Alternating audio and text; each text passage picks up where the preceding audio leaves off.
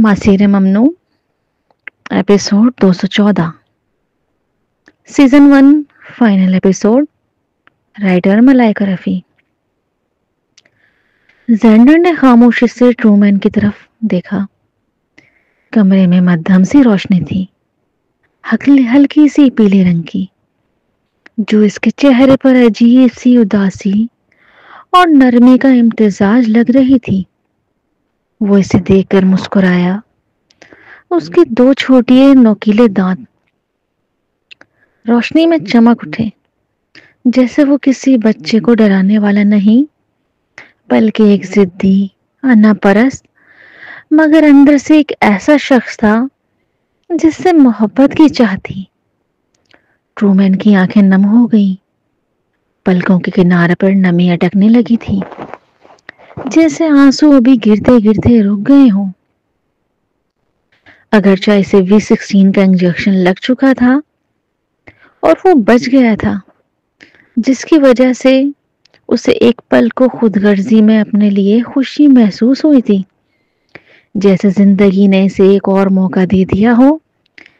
लेकिन अब जब वो वाकई जुदाई के लम्हे का सामना करने वाला था, जब उसे उस बच्चे को छोड़कर जाना था जिसे वो अपने दिल के किसी खुफिया कोने में अपना बेटा मान बैठा था, तभी ट्रूमैन को अचानक वो जुमला याद आ गया जो इसने बरसों पहले इंटरनेट पर पढ़ा था। और तब सिर्फ वो हंसते रह गया था, मगर आज वो महसूस कर पा रहा था वो अल्फाज। अगर कोई अपनी जिंदगी को किसी दूसरे की जिंदगी से बदल सकता, या अगर कोई अपनी मौत की कीमत पर कोई ख्वाहिश कर सकता, जो जन्नत में शायद बहुत से माँ बाप होंगे। उस वक्त उसे ये बात मुबालगा लगी थी, एक जज्बाती जुमला, किसी कमजोर दिल लिखारी की सस्ती सी फिलॉसफी। लेकिन आज दिल के अंदर कहीं गहरी जगह पर वो जुमला सच लग रहा था। हालांकि जेंडर उसका हकीकी बेटा न था, ना खून का रिश्ता था, न नाम का, मगर उसने उसे 5 साल तक पाला था। उसकी पहली टूटी फूटी बातें सुनी थी, उसका पहली बार हंसना देखा था, पहली बार रो देना, पहली बार रात भर बुखार में तपकर होश बेहोश होना। उसकी छोटी सी उंगली पहली मर्तबा उसके हाथ में सिमट कर सोई थी।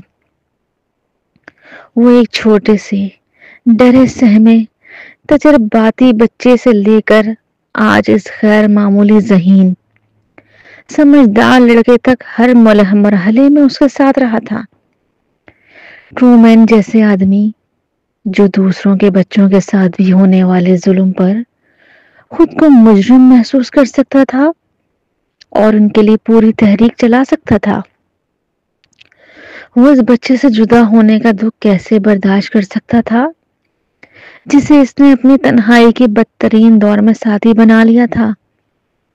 उसने हाथ बढ़ाया और जेंडर के सर पर आहिस्तगी से प्यार से हाथ फेरा। उंगलियां हल्की सी कांप रही थीं, मगर हर एक लफ्ज से मोहब्बत टपक रही थी।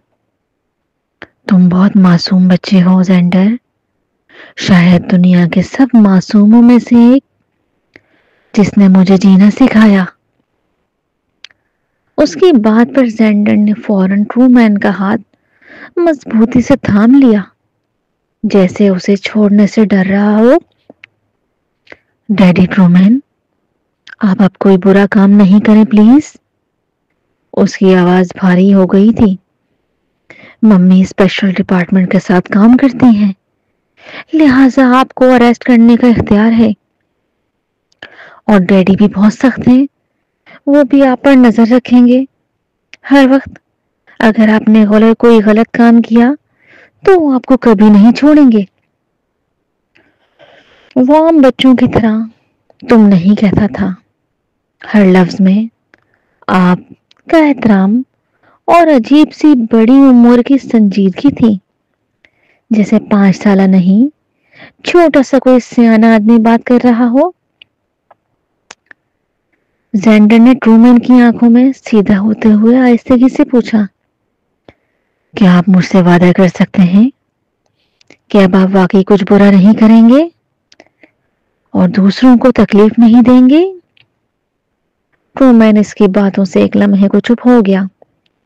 یہ وہ بچہ تھا جس نے اسے تہہ خانے میں قید رکھا تھا، تاریکی میں، ٹیسٹ ٹیوبوں میں اور مشینوں کے بیچ، جسے سلائیڈز پر نمبر بنا کر پڑھا جاتا تھا، سبجیکٹ کہہ کر پکارا جاتا تھا۔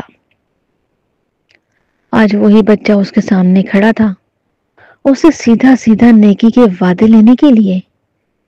اس کی معصومانہ انداز پر وہ کچھ لمحوں کو ساکت رہ گیا اور پھر ٹرومین کے ہونٹوں پر ہلکی سی مسکراہٹ ابھری تھی، جس میں تلخی بھی تھی اور نرمی بھی۔ ٹھیک ہے، اس نے آہستہ سے کہا، میں وعدہ کرتا ہوں تمہارے لیے تو اتنا کر ہی سکتا ہوں۔ اس کا جواب سن کر زینڈر کے کندھوں کی سختی جیسے کچھ نرم پڑ گئی تھی۔ اس کے اندر جمی ہوئی خوف کی برف تھوڑی سی پگھلنے لگی تھی۔ اگرچہ ڈیڈی ٹرومین ایک اچھے آدمی نہیں تھے، وہ بہت کچھ غلط کر چکے تھے، لیکن وہ اپنا وعدہ پورا کرتے تھے۔ وہ جھوٹ بولنے والے آدمی نہیں تھے۔ زینڈر کو یہ بات بہت اچھی طرح معلوم تھی، کیونکہ اس نے انہیں قریب سے دیکھا تھا، اس کے قہر کو بھی اور اس کے عجیب سے خیال رکھنے والے رویے کو بھی۔ ان سے بات مکمل کرنے کے بعد زینڈر آہستہ آہستہ سانس لیتا ہوا واپس آیا اور پروین کے پاس جا کر کھڑا ہو گیا۔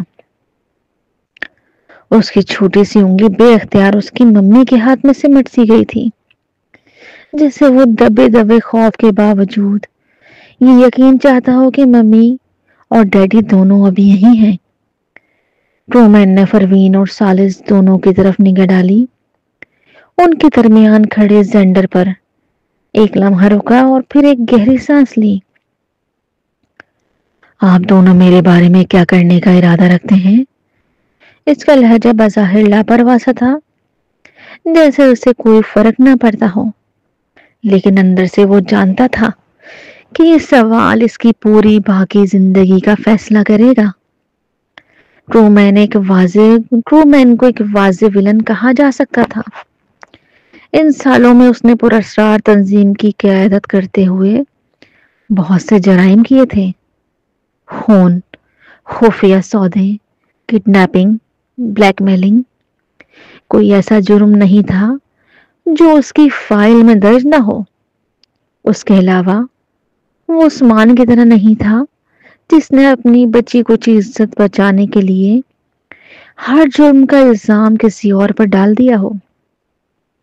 نہیں، بلکہ ٹرومین واقعی ایک برا اور کھرا آدمی تھا، اور وہ اس حقیقت سے بھاگتا بھی نہیں تھا۔ خود کو دھوکے دینے والا انسان وہ کبھی نہیں تھا۔ اس کی بات پر پروین اور سالس نے ایک دوسرے کی طرف دیکھا۔ دونوں کی نظریں ایک پل کو ملی، جسے وہ خاموشی سے ایک دوسرے سے سب کہہ رہے تھے جو لفظوں میں نہیں کہا جا سکتا تھا۔ جس عورت نے اپنے خون میں V16 چھپائے پھری، پھر بھی خود کو ڈاکٹر، ماں اور بیوی کے رول میں زندہ رکھا تھا، اور جس مرد نے بچپن سے لے کر بادشاہ بننے تک ہر قدم خون اور بارود پر رکھا تھا۔ ان دونوں کے سامنے اب وہ شخص کھڑا تھا جس نے ان کی زندگیوں کو جہنم بنایا اور بعض لمحات میں انہیں بچایا بھی۔ آخرکار سالس نے ہلکا سا سر ہلاتے ہوئے جواب دیا، میں آپ کو یہاں سے باہر نکال دوں گا، لیکن اس کے بعد جو کچھ بھی ہوگا وہ میرے اختیار میں نہیں ہوگا۔ خصوصی ڈپارٹمنٹ اب بھی دنیا بھر میں اسے تلاش کر رہا تھا۔ وہ اسے پکڑنے کی کوشش کر رہا تھا۔ اگرچہ سیکرٹ ایجنسی اب ٹوٹ چکی تھی، لیکن اس کے رہنما کے طور پر ٹرومین اپنی باقی زندگی کے لیے ایک مطلوب مجرم رہے گا۔ سچ یہ تھا کہ پروین اور سالس کو پورا اختیار تھا کہ ٹرومین کو اریسٹ کر کے خصوصی محکمے کے حوالے کر دیں۔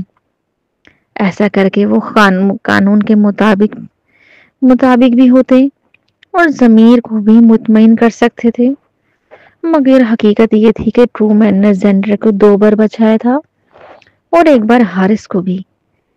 وہ دن جب تہہ خانے میں سب کچھ ٹوٹ کر بکھرنے کے قریب تھا، اگر وہ بر وقت فیصلہ نہ کرتا تو آج نہ زینڈر ہوتا نہ حارث۔ شاید آج پروین کے ہاتھ خالی ہوتے، صرف V16 کا بوجھ ہوتا اور قبرستان کی خاموشیاں۔ یہ 2 باتیں ہی کافی تھیں کہ پروین اور ثالث اس کے ساتھ مکمل بے رحمی سے پیش نہ آئے۔ ٹرومین نے ہلکا سا خاموشی سے سر ہلایا، جیسے فیصلہ پہلے ہی مان چکا ہو۔ وہ آہستہ آہستہ اٹھا۔ اب ہم ایک دوسرے کے مقروض نہیں رہے، اس نے ہلکی سی تھکی ہوئی آواز میں کہا۔ یہ جملہ جیسے خود اسے بھی چبھ رہا تھا۔ کسی زمانے میں وہ دوسروں سے بھاری سود پر احسان کا معاوضہ لیتا تھا، ہر چھوٹا فائدہ بھی حساب میں رکھتا تھا۔ آج خود ایک ایسے رشتے کو مقروض نہیں کہہ رہا تھا جس میں کہیں نہ کہیں دل بھی جڑا ہوا تھا۔ ثالث نے مختصراً کہا، گاڑی بالکل باہر کھڑی ہے۔ وہ مزید اس کا چہرہ دیکھنا نہیں چاہتا تھا، نہ 1 منٹ اور نہ 1 سیکنڈ، کیونکہ ہر لمحہ انہیں اپنی ماں ریانہ، اپنے بہن بھائیوں، اپنے ماضی کے ان سب لوگوں کی یاد دلا رہا تھا جو ٹرومین کی دنیا اور عثمان کی دنیا کے درمیان پس گئے تھے۔ ٹرومین نے سر ہلایا اور دروازے کی طرف چل پڑا۔ قدم مضبوطی سے چل رہے تھے، مگر اندر سے دل عجیب سا کچھ ہلکا اور بھاری ہو رہا تھا۔ آدھے رستے میں اچانک وہ رکا، پھر مڑ کر ثالث کی طرف پلٹا۔ آنکھوں میں مدھم سی شرارت اور بے چینی سی تھی۔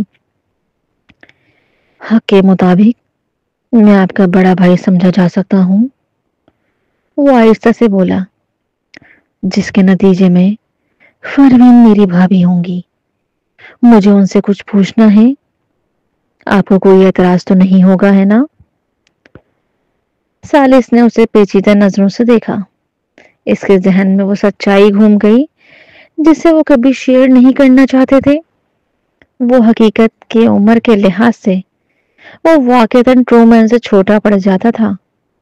اولڈ کنگ کا پاگل پن، اس کی بے شمار رشتے، 100 کے قریب بچوں پر تجربات، جینیاتی کھیل، ان سب کے بیچ ٹرومین ایک ایسا بڑا بھائی بن گیا تھا جو خود بھی ایکسپیریمنٹ کا حصہ تھا۔ نہیں، انہوں نے مختصراً کہا، پوچھئے۔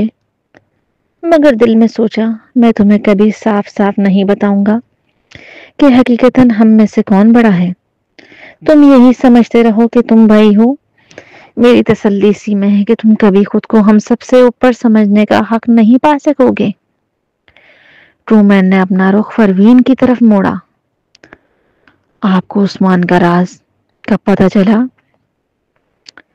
اس کی آواز میں واقعی حیرت تھی۔ جو پیغامات انہوں نے سسٹم کے ذریعے بھیجنے کی کوشش کی تھی وہ پروین تک پہنچے ہی نہیں تھے، تو پھر اسے شک کیسے ہوا؟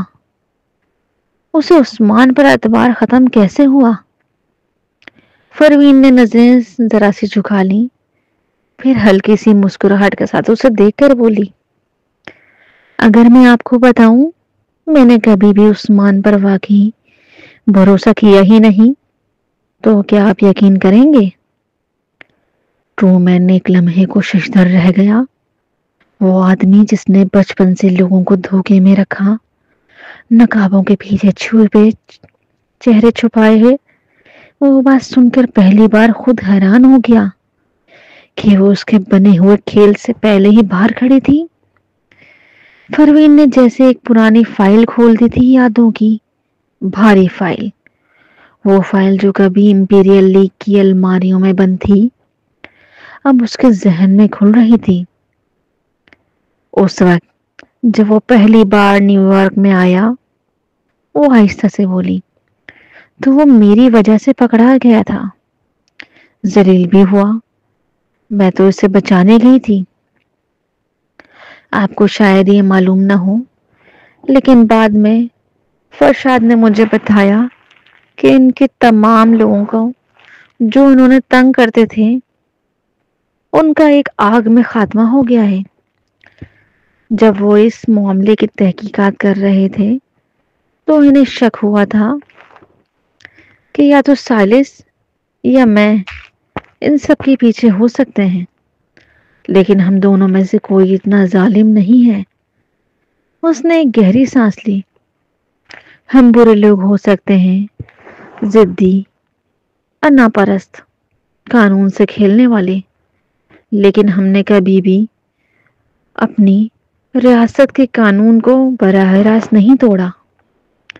زیادہ سے زیادہ ہم کسی کو سبق سکھاتے، لیکن کسی کو اتنی بے رحمی سے نہیں مارتے کہ اس کی ہر ہڈی توڑ دیں۔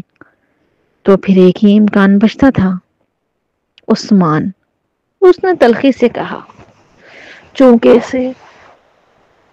اس نے انہیں اغوا کیا تھا، اس میں کوئی شک نہیں تھا کہ وہ اسے سزا دینا چاہتے تھے، لیکن اس نے انہیں بہت ظالمانہ طریقے سے مارا۔ مرنے سے پہلے ان سب کو اذیت دی گئی، ان کی تمام ہڈیاں توڑی گئیں۔ یہ ان کی طبیعت کا ایک ایسا پہلو تھا جسے میں نظر انداز نہیں کر سکتی تھی۔ ٹرومین نے بھویں چڑھائیں۔ اسے عثمان کے مزاج کے کئی رخ یاد آئے۔ وہ رخ جہاں وہ اپنی کمزوری چھپا کر مضبوط بننے کی کوشش کرتا تھا، وہ نیچر جہاں وہ خود کو ہمیشہ معصوم ثابت کرتا تھا، اور وہ روح جہاں اس کے اندرونی صفا کی اچانک باہر پھٹ پڑتی تھی۔ مگر اس نے کبھی اتنی گہرائی سے نہیں سوچا تھا کہ پروین کس اینگل سے اسے دیکھ رہی تھی۔ پروین نے بات جاری رکھی، بعد میں جب وہ خصوصی محکمے کے ذریعے اریسٹ ہوا تو میرے ذہن میں شک پیدا ہوا۔ جب آپ نے مجھے ایک پیغام بھیجا کہ میں ان کا خیال رکھوں، حالانکہ جیل میں ان کے لیے موبائل فون تک رسائی ناممکن تھی، تب میرے ذہن میں پہلی دفعہ دھماکہ ہوا، یہاں کچھ غلط ہے۔ اگر وہ فون استعمال نہیں کر سکتے تو پھر یہ میسج کس کا تھا؟ اس نے ہلکی سی، تقریباً تکلیف دہ سی ہنسی کے ساتھ کہا، پھر جب انہوں نے کسی کو آپ کا روپ دھار کر مجھ سے ملنے بھیجا، ان کے بولنے کا انداز، ان کے دیکھنے کا، چلنے کا انداز سب نقلی تھے۔ تب میں نے سوچا کہ اچھا یہ چال بھی اتنی آتی ہے تمہیں کہ کسی ماتحت کو آپ کے انداز میں بولنا سکھا کر آپ کی طرح کام کرنے پر لگا سکتے تھے تاکہ مجھے دھوکہ دے سکیں۔ اس کی بات پر ٹرومین نے ہونٹ بھونچ لیے۔ وہ منظر اسے ابھی بھی یاد آیا جب وہ جیل کے اندر تھا اور باہر عثمان اس کا نام استعمال کر کے اپنی دنیا بنا رہا تھا۔ پھر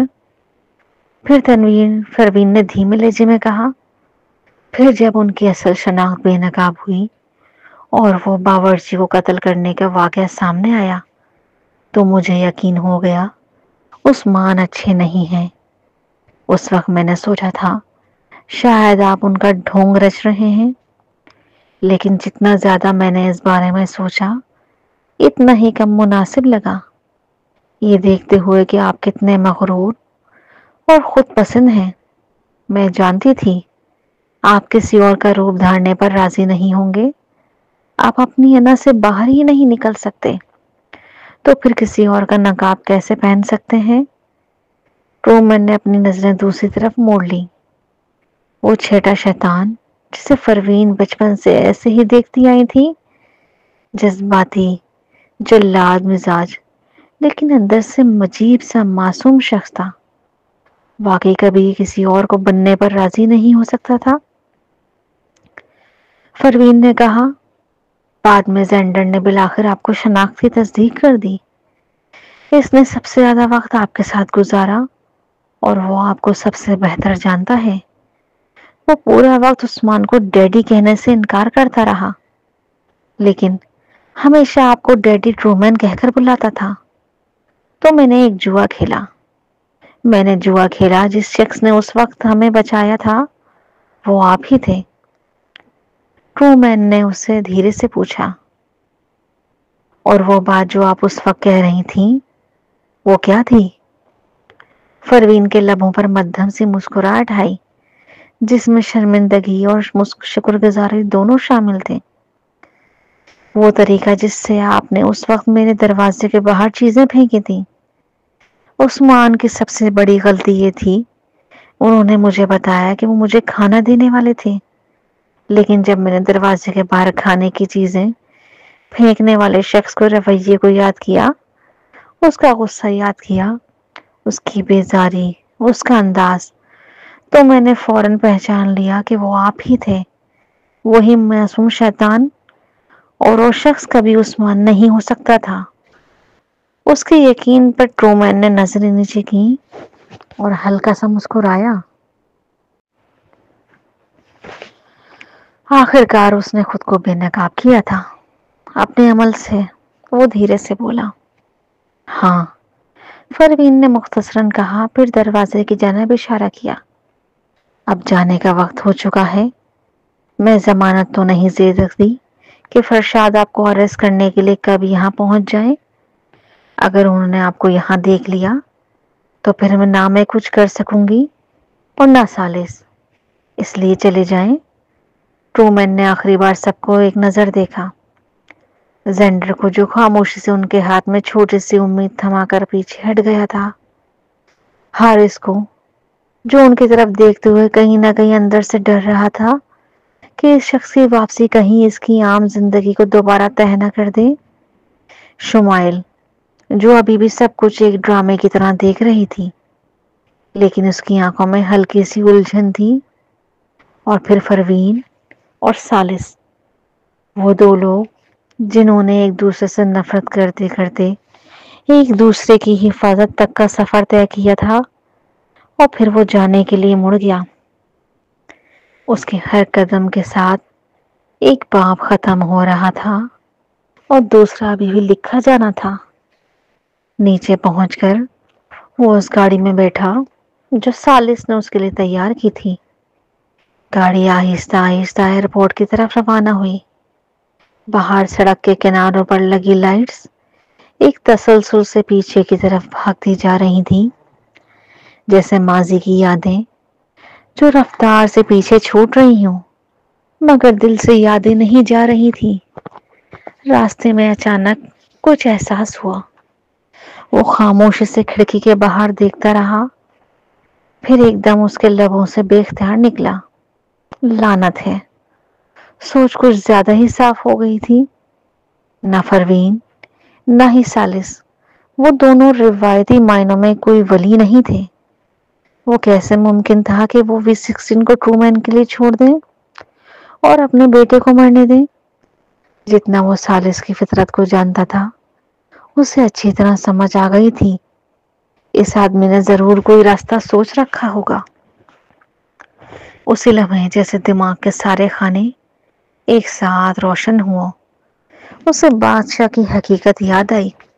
سالس بادشاہ ہے، اس کی شناخت راز ہے، اور وہ V16 کے معاملے میں کسی طور دنیا کو مطمئن رکھنا چاہتا ہے اور اپنے گھر والوں کو محفوظ بھی۔ ایک ہی راستہ بچتا تھا، یا تو ٹرومین دنیا سے ختم ہو جائے یا زینڈر۔ اس نے ڈرائیور سے کہا، رکو تھوڑی دیر، میں فارمیسی کچھ دوا لینے جا رہا ہوں۔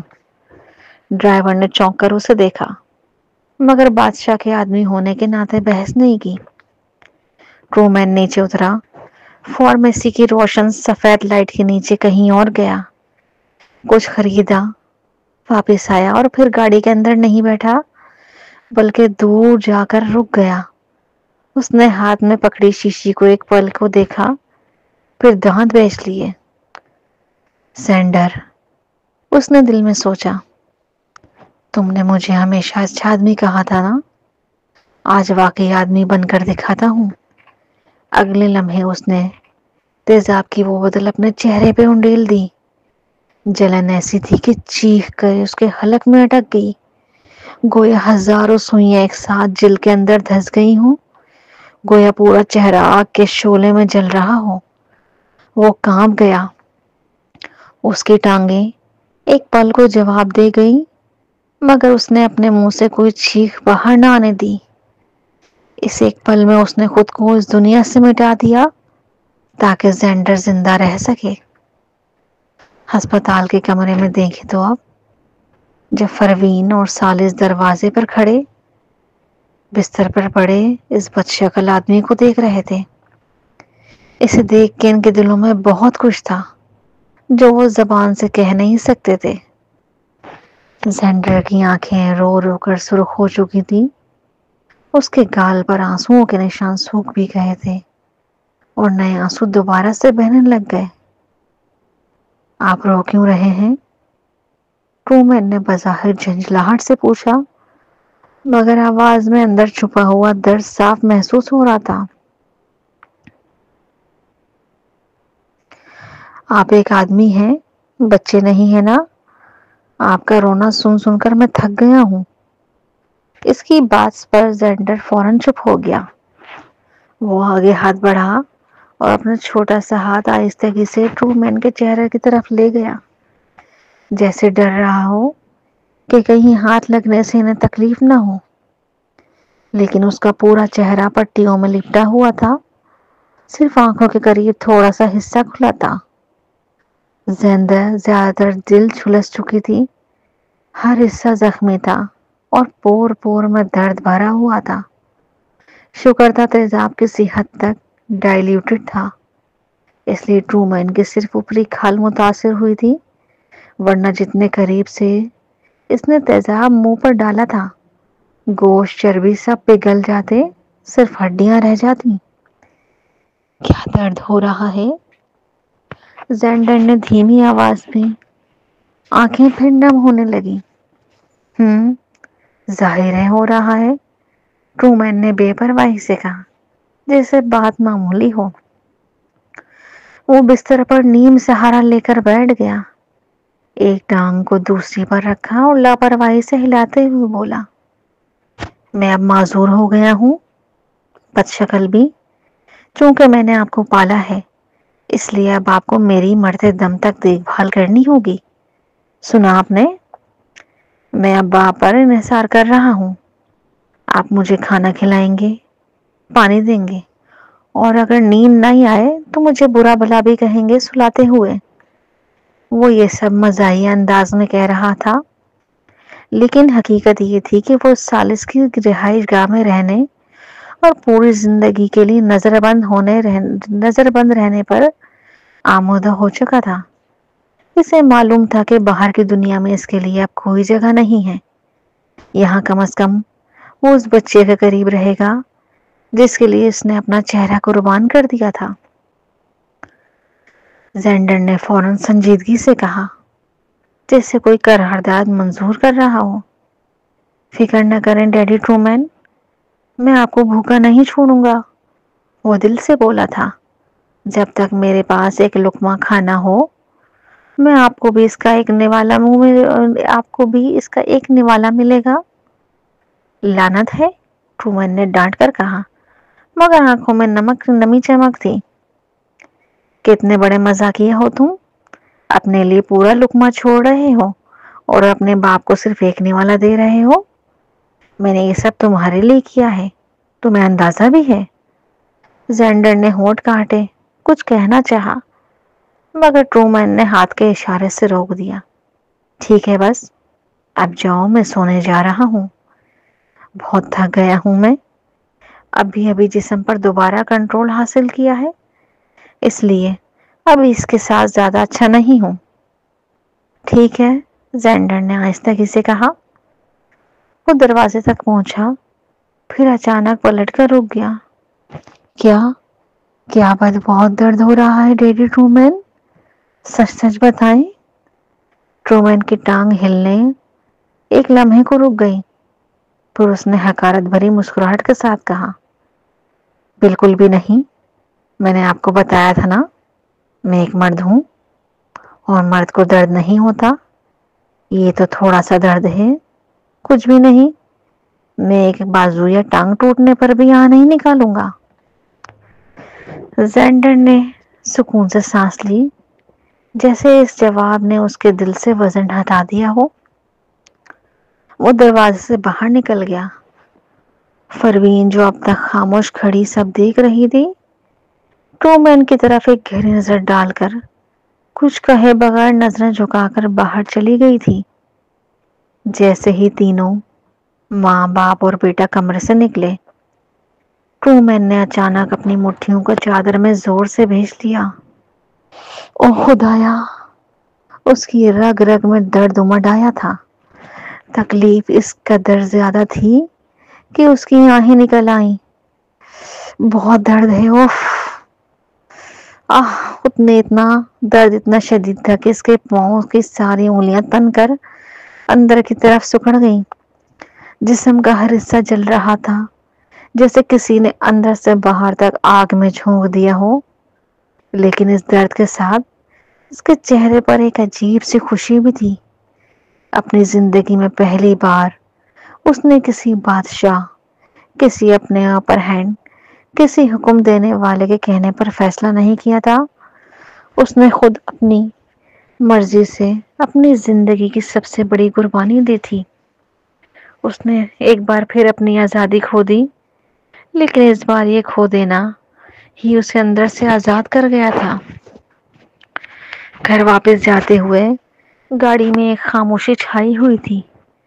کچھ دیر بعد پروین نے ہلکی آواز میں پوچھا، ہم اب اس کے لیے کیا کریں گے؟ سالس نے کئی لمحوں تک سوچا، کھڑکی کے باہر اندھیرے شیشے کو دیکھا، پھر آہستگی سے کہا، ہم انہیں آزاد چھوڑ دیتے ہیں۔ اس کی بات پر پروین نے چونک کر اس کی طرف دیکھا۔ آنکھوں میں حیرت اور بے یقینی تھی۔ واقعی اسے یقین نہیں آ رہا تھا، یہ وہی آدمی ہے جو دنیا کے بڑے بڑے لوگوں کے فیصلے ایک اشارے میں بدل دیتا تھا، اور اب وہ ٹرومین کو آزادی دے رہا تھا۔ سچ تو یہ تھا، پروین خود بھی ٹرومین پر مکمل بھروسہ نہیں کرتی تھی۔ اگر کسی دن وہ پاگل ہو کر دنیا کو بتا دے کہ V16 دراصل پروین ہے، تو اس کے بعد پوری دنیا ان کے خون کے پیچھے پڑ جاتی۔ سالس نے جیسے اس کے دل کی سوچ پڑھ لی تھی، تبھی اسے وضاحت دیتے ہوئے بولا، میں اپنے آدمیوں سے کہوں گا وہ اس پر نظر رکھیں۔ کوئی بھی حرکت، کوئی بھی قدم، کوئی بھی رابطہ، سب نظر رکھیں گے۔ تمہیں فکر کرنے کی ضرورت نہیں ہے۔ اگر اس نے کبھی دوبارہ سے سیکرٹ ایجنسی کو دوبارہ زندہ کرنے کی کوشش کی تو میں اسے خود ختم کر دوں گا۔ اس کی تسلی دیتے ہوئے انداز پر پروین نے ہلکا سا سر ہلایا، جیسے یہی جواب وہ سننا چاہتی ہو۔ زینڈر جو پچھلی سیٹ پر خاموش بیٹھا تھا، حیرت انگیز طور پر سنجیدگی سے سر ہلا گیا تھا، گویا وہ اس خفیہ فیصلے سازی کا حصہ ہو۔ پروین نے ایک پل کو چونک کر اسے دیکھا، تم بھی ہاں میں ہاں ملا رہے ہو؟ زینڈر نے معصوم مگر سنجیدہ لہجے میں کہا، ڈیڈی ٹرومین نے بہت سی غلطیاں کی ہیں، اس لیے سچ ہے کہ ان کا ہمارے ساتھ رہنا مناسب نہیں ہے۔ اگر وہ شمائل و حارث کو بگاڑ دیں تو بہت برا ہوگا۔ پروین نے آہستگی سے سانس کھینچی، پھر خاموش ہو گئی۔ گاڑی گھر پہنچ گئی۔ زینڈر کو گڈ نائٹ کہہ کر کمرے میں بھیج دیا گیا تو پروین بھی اوپر کی طرف جانے لگی، لیکن اس سے پہلے کہ وہ کمرے میں داخل ہوتی، سالس نے اسے بازو سے پکڑ کر اپنی طرف کھینچ لیا۔ وہ کچھ کہنا چاہ رہا تھا، پروین خود بول اٹھی، مجھے آخرکار پتہ چل گیا ہے میں ہمیشہ اتنی کلمسی کیوں رہتی ہوں۔ سالس نے حیرت سے پوچھا، کیوں؟ فروین نے ہلکی تھکن کے ساتھ مسکرا کر کہا، کیونکہ میرا پلازما V16 ہے، میرے جسم میں تمام غذائی اجزاء ایک ساتھ غیر معمولی رفتار سے مسلسل جذب ہو رہے ہیں، جس کی وجہ سے میری انرجی کی سطح ہمیشہ کم رہتی ہے اور مجھے ہر وقت غنودگی محسوس ہوتی ہے۔ تو اگر آپ کچھ بھی کرنا چاہتے ہیں، وہ معنی خیز انداز میں بولی، تو براہ کرم میرا دوبارہ جاگنے کا انتظار کر لیجیے گا۔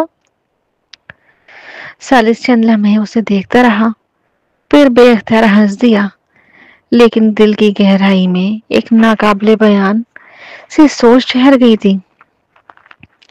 یہ عورت واقعی خود چلتا پھرتا راز تھی، اور اس راز کو بچانے کے لیے وہ پورے عالم سے لڑنا پڑے گا۔ وہ سوچ کر رہ گیا تھا۔ ایک ہفتہ گزر گیا تھا۔ سوئیاں، ڈریسنگ، پین کلر دوائیں، اس پورے عرصے میں ٹرومین کا چہرہ آہستہ آہستہ اتنا سنبھل گیا کہ کاسمیٹک سرجری کی جا سکے۔ آپریشن روم میں داخل ہونے سے پہلے وہ کچھ گھبرایا ہوا اور کچھ جھنجھلایا ہوا سا لگ رہا تھا۔ اس نے فروین سے پوچھا، تو کیا مجھے پہلے ہی صرف آپ سے کاسمیٹک سرجری کروانے کی درخواست کرنی تھی؟ میں نے اپنے چہرے پر تیزاب کیوں ڈالا؟ میں پاگل تھا کیا؟ فروین نے بغیر جذبات کے اسے دیکھا۔ تو واقعی آپ نے ایسا کیوں کیا؟ ٹرومین کچھ لمحے خاموش رہا، پھر منہ پھیر لیا۔ وہ جانتا تھا کیوں، مگر زبان سے ماننا مشکل تھا۔ اس نے یہ سب محض ایک بچے اور ایک عورت کے لیے کیا۔ فروین نے بات کو ہوا میں اڑا دیا۔ خیر یہ بتائیں، آپ نے یہ فیصلہ کر لیا ہے کہ آپ کس قسم کا چہرہ چاہتے ہیں؟ ٹرومین فوراً زندہ ہو گیا، جیسے اسے کسی نے نیا کھلونا دے دیا ہو۔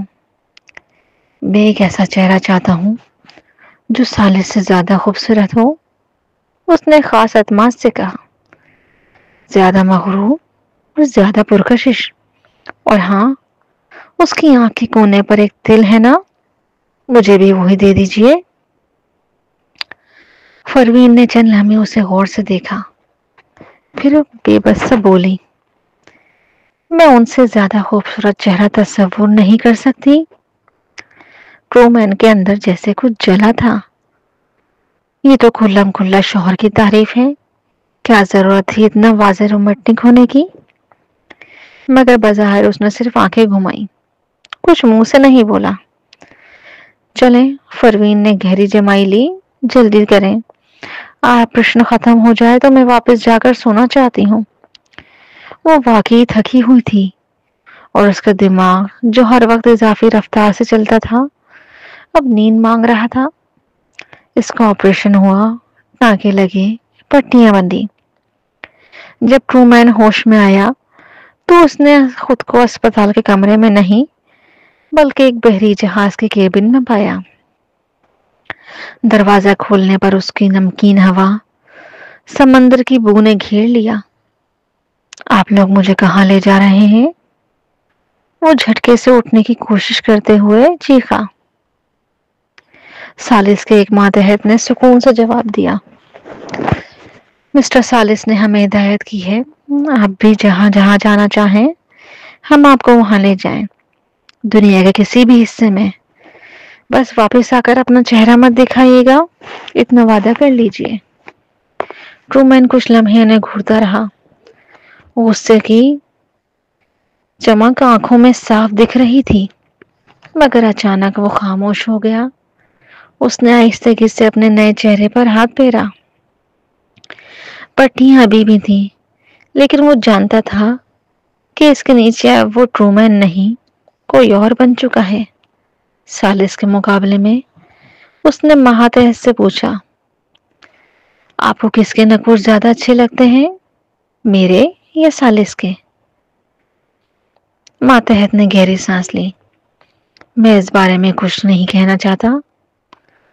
Sorry mister. ارے جواب دو، ٹرومین فوراً بھڑک کر کہا، میں تم سے سوال پوچھ رہا ہوں، کیا تم گونگے ہو یا اندھے ہو؟ ماتحت اندر ہی اندر مسکرایا۔ آپ دونوں ہی خطرناک ہیں، میں دونوں کو بدصورت کہنے کی ہمت نہیں رکھتا۔ بحری جہاز آہستہ آہستہ رات کے اندھیرے میں کھو گیا اور سمندر کی لہریں ٹرومین کے لیے ایک نیا گمنام آغاز لکھنے لگی۔ 5 سال بعد نیو یارک کے سب سے اعلیٰ پرائمری اسکول کے وسیع کھیل کا میدان، جہاں شام ڈھل چکی تھی، آسمان ہلکے نیلے سے جامنی رنگ میں تبدیل ہو رہا تھا۔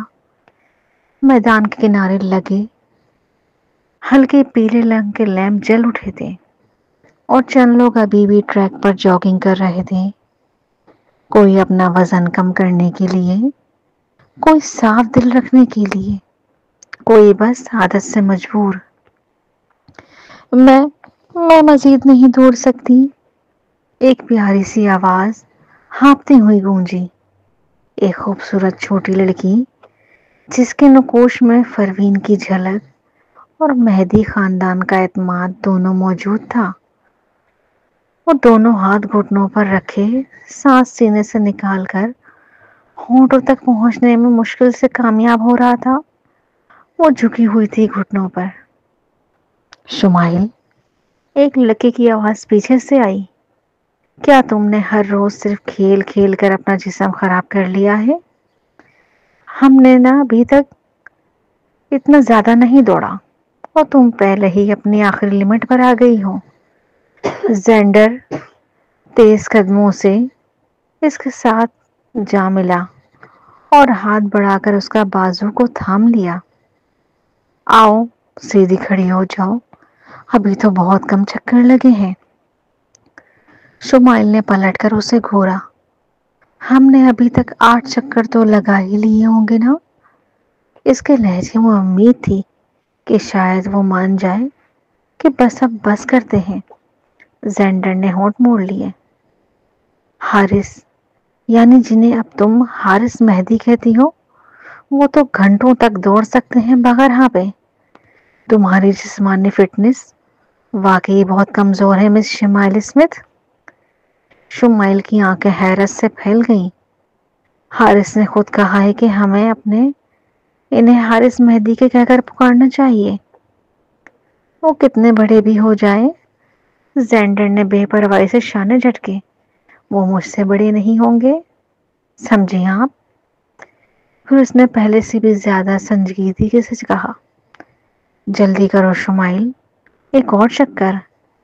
شمائل نے دانت بھیج کر بڑبڑاتے ہوئے کیا، ٹھیک ہے، ایک چکر اور، صرف ایک۔ اس کے بعد میں مر گئی نا تو تم خود ذمہ دار ہو، یہی لکھ کر مروں گی میں، پھر پھرتے روتے رہنا پھر تم۔ اس کے جلے کٹے انداز پر زینڈر ہنس پڑا۔ ٹھیک ہے میری ماں، اگر تم مر گئی تو دادی ضرور کہیں گی کہ تمہیں ممی نے پالا اسی لیے تم نازک نکلی، جبکہ حارث کو ڈیڈی نے پالا اسی لیے وہ فولادی نکلے۔ پھر ممی کو بھی ہر روز ان کی باتیں سننی پڑیں گی، تمہیں منظور ہے یہ؟ یہ باتیں سن کر شمائل کا چہرہ لٹک گیا۔ گزشتہ چند سالوں میں اگرچہ گھر میں ظاہری طور پر سب خوش تھے، لیکن مسز مہدی نے کبھی موقع ہاتھ سے جانے نہ دیا تھا کہ شمائل کو چھیڑ نہ دیں۔ حارث نے 10 سال کی عمر میں کالج کا داخلہ امتحان میں پورے نمبر لے کر سب کو حیران کر دیا تھا اور اسے پہلے ہی کالج بھیج دیا گیا تھا۔ شمائل ذہین تو تھی، مگر زیادہ وقت کھیل، شوق باتوں اور شرارتوں میں گزارتے ہوئے اسے پڑھائی پر دھیان دینا مشکل لگتا تھا۔ اور اس پر سب سے بڑی بات یہ ایک ایکسرسائز کے نام پر بھی وہ زیادہ تر چالاکیوں سے کام لیتی رہتی تھی۔ مسز مہدی اکثر طنزیہ کہتی تھی، سنجیدہ پالے ہوئے لوگوں کے بچے سنجیدہ ہوتے ہیں اور کچھ لوگ کے پالے ہوئے بچے بس کھیل تماشے کے لیے آئے ہیں۔ شمائل خاندان کی لاڈلی تھی، مگر اپنی دادی کی ترجیحات میں وہ ہمیشہ پیچھے رہتی تھی۔ ان سالوں میں دادی نے زینڈر تک کو اپنے دل میں कुछ न कुछ जगह देती थी, लेकिन शुमाइल वो इन्हें हर वक्त थोड़ी सी ज्यादा नरमी और कम संजीदगी के तो मजहर लगती थी। जेंडर की बात सुनकर शुमाइल ने गहरिया भरी।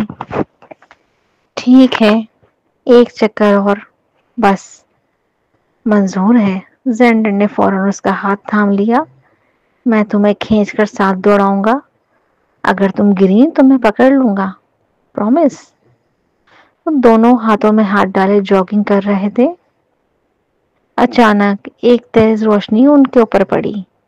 मैदान की दूसरी तरफ से हेडमास्टर तेजी से उनकी तरफ आए और ऊंची आवाज में चिल्लाए, अरे तुम दोनों, हाँ तुम दोनों इधर आओ फौरन। जेंडर और शुमाइल रुक गए। साइंस अभी भी तेज थी। तुम दोनों अभी इतने छोटे हो, हेडमास्टर गुस्से से बोले, और अभी से बड़े होकर डेटिंग शुरू कर दी है। हाथों में हाथ डाले सारी दुनिया के सामने दौड़ रहे हो। क्या समझते हो खुद को? जेंडर ने फौरन कहा, हम डेटिंग नहीं कर रहे। क्या नहीं कर रहे? हेडमास्टर ने उंगली से उनकी तरफ इशारा किया। तुम अभी भी हाथ पकड़े हुए हो। तुम्हारे वालिदैन का क्या नाम है? इन्हें कल सुबह मेरे ऑफिस भेजो, फौरन। शुमाइल ने फौरन अपनी हंसी रोकी। सबके जेंडर ने दिल में सोचा, अगर डैडी ने ये सुना तो सबसे पहले मास्टर को ही समझाएंगे कि डेटिंग किसे कहते हैं। वो दोनों एक दूसरे को देखकर हंस पड़े, मगर जाहिर है ये हंसी आने वाले नए झमेले की खबर भी दे रही थी, क्योंकि जहां मेहदी खानदान, इंपीरियल लीग और V16 जैसे राज हो, वहां एक मामूली सी गलतफहमी भी कभी कभी बहुत बड़ी कहानियों का आगाज बन जाती है। दूसरी सुबह न्यूयॉर्क के साला स्कूल के प्रिंसिपल के ऑफिस में अजीब सा मंजर था। एक तरफ संजीदा चेहरा लिए मास्टर बैठे थे। मेज पे फाइलें, डिसिप्लिन की मोटी किताब और चाय का ठंडा होता हुआ कप रखा था। सामने सोफे पर परवीन आराम से टेक लगाकर बैठी थी। बाल सादा से जूड़े में बंधे थे। आंखों के नीचे हल्के से हल्के थे, मगर निगाह में वही पुरानी चमक, वो चमक जिसने एक जमाने में इंपीरियल लीग और ओल्ड किंग के दिल में खौफ पैदा किया था। इनके बराबर में सालिस बैठा था। टाई जरा ढीली, आस्तीनें फोल्ड हुई जैसे अभी किसी ब्रीफिंग से उठकर आया हो। दरवाजे के पास मिसेस मेहदी यानी दादी हाथ बांधे इस तरह खड़ी थी जैसे खुद हेडमास्टर को सफाई देनी हो। हेडमास्टर ने खनकारते हुए बात शुरू की, मिस एंड मिस्टर येल, आपको अंदाजा है आपके बच्चे मैदान में क्या हरकत कर रहे थे? सालिस ने पुरसुकून लहजे में कहा, आप डेटिंग वाली बात की तरफ इशारा कर रहे हैं? हेडमास्टर ने चौंक कर कहा, तो आपको मालूम है? परवीन ने हल्की थकी हुई मुस्कुराहट के साथ जवाब दिया, हमारे बच्चे सिर्फ दौड़ लगा रहे थे सर। हाथ पकड़ना अगर जुर्म है तो फिर आपको पूरा स्कूल बंद कर देना चाहिए, जहां हर वक्त हर बच्चा हर किसी ना किसी का हाथ पकड़े होता है। मिसेस मेहदी खनकार कर बोली, हमारे खानदान में हम अपनी औलाद को एहतराम और अपनी लिमिट्स और उनकी हिफाजत सिखाते हैं। अगर जेंडर ने शुमाइल का हाथ पकड़ा तो सिर्फ इसलिए कि वो गिर न जाए। सालिस ने एक नजर अपनी दादी पर डाली, फिर मुस्कुराते हुए हेडमास्टर से कहा, और अगर फर्ज करें वाकई वो दोनों बड़े होकर एक दूसरे को पसंद कर लें तो भी वो डेटिंग नहीं करेंगे, शादी करेंगे। हेडमास्टर के चेहरे पर हैरत और शर्मिंदगी एक साथ उभरी। उसने अचानक महसूस किया जैसे वो एक मामूली सी गलतफहमी को बहुत बड़ा बना बैठा हो। मैं बस उस स्कूल के डिसिप्लिन के हवाले से। परवीन ने नरमी से बात काट दी, आपको डिसिप्लिन समझाने की जरूरत नहीं सर। میں خود مخصوص محکمے کی ساتھ کام کرتی ہوں اور بچپن سے مجھے لا کی اہمیت اپنی جان سے ادا کرنی پڑی ہے۔ ہم صرف یہ چاہتے ہیں ہمارے بچے ایک عام زندگی جئیں، کوئی انہیں تجربہ گاہ میں پنجرے میں بند کر کے نہ پائے کہ وہ کتنے قدم دوڑ سکتے ہیں۔ ان کے لہجے کی ہلکی سی کپکپاہٹ اور لفظ تجربہ گاہ کے ساتھ وہ اندرونی لرزش تھی جسے ہیڈ ماسٹر پوری طرح سمجھ نہ پایا تھا، مگر اسے اندازہ ہو گیا تھا یہ عورت کسی معمولی پس منظر سے نہیں آئی۔ سالس نے نرم انداز میں کہا، بچے اگر اپنی لمٹ کراس کریں گے تو ہم پہلے ہی انہیں خود روکیں گے۔ اگر آپ کو کوئی اور مسئلہ ہو تو براہ راست ہمیں کال کیجیے، جذباتی رپورٹ مت لکھیے۔ ہیڈ ماسٹر نے فوراً سر ہلایا۔ جی میں بالکل آپ کی بات سمجھ گیا ہوں۔ شاید میں نے کچھ زیادہ ہی سختی سے لے لی ہے اس بات کو۔ آپ دونوں واقعی بہت مصروف ہوں گے، میں آئندہ احتیاط کروں گا۔ میٹنگ ایک رسمی معافی اور ہلکی سی مسکراہٹ کے ساتھ ختم ہوئی۔ باہر نکلتے ہوئے شمائل نے فوراً دادی کی طرف دیکھا۔ دادی، کیا میں اب بھی گراؤنڈ میں دوڑ سکتی ہوں؟ مسز مہدی نے ناک چڑھاتے ہوئے کہا۔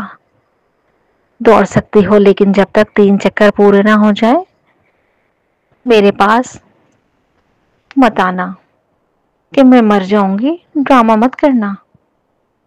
زینڈر نے ہنستے ہوئے اس کے کندھے پر ہاتھ رکھا۔ دیکھا، میں نے کہا تھا نا دادی پہلے ہی پرنسپل سے زیادہ سخت ہیں۔ پروین نے انہیں ایک لمحے دیکھا، اس کے لبوں پر ایک ہلکی سی مسکراہٹ رہ گئی، مگر آنکھوں میں کہیں دور، بہت دور تھکن اتر آئی۔ دونوں بچے اوپر چلے گئے۔ پروین اور سالس نے ایک دوسرے کی طرف دیکھا اور اپنے گھر کی طرف گاڑی چلا کر باہر نکل گئے۔ آدھی رات کو ایک چست آدمی ایک عام رہائشی علاقے میں گھس گیا۔ اس آدمی کے ارد گرد ایک سرد حالہ تھا۔ جیسے ہی وہ چل رہا تھا کوئی اچانک اس کے راستے میں کھڑا ہو گیا۔ جب پروین وہاں کھڑی تھی اس نے جمائی لی اور اپنے سامنے والے آدمی کو دیکھا۔ آپ کیا کرنے کا ارادہ رکھتے ہیں؟ اس آدمی نے تانا دیا اور اپنی آواز اونچی کی۔ آپ سب قانون کی پابندی کرنے والے اچھے شہری ہیں، اس برے ہیڈ ماسٹر کا خیال رکھنا مجھ پر چھوڑو۔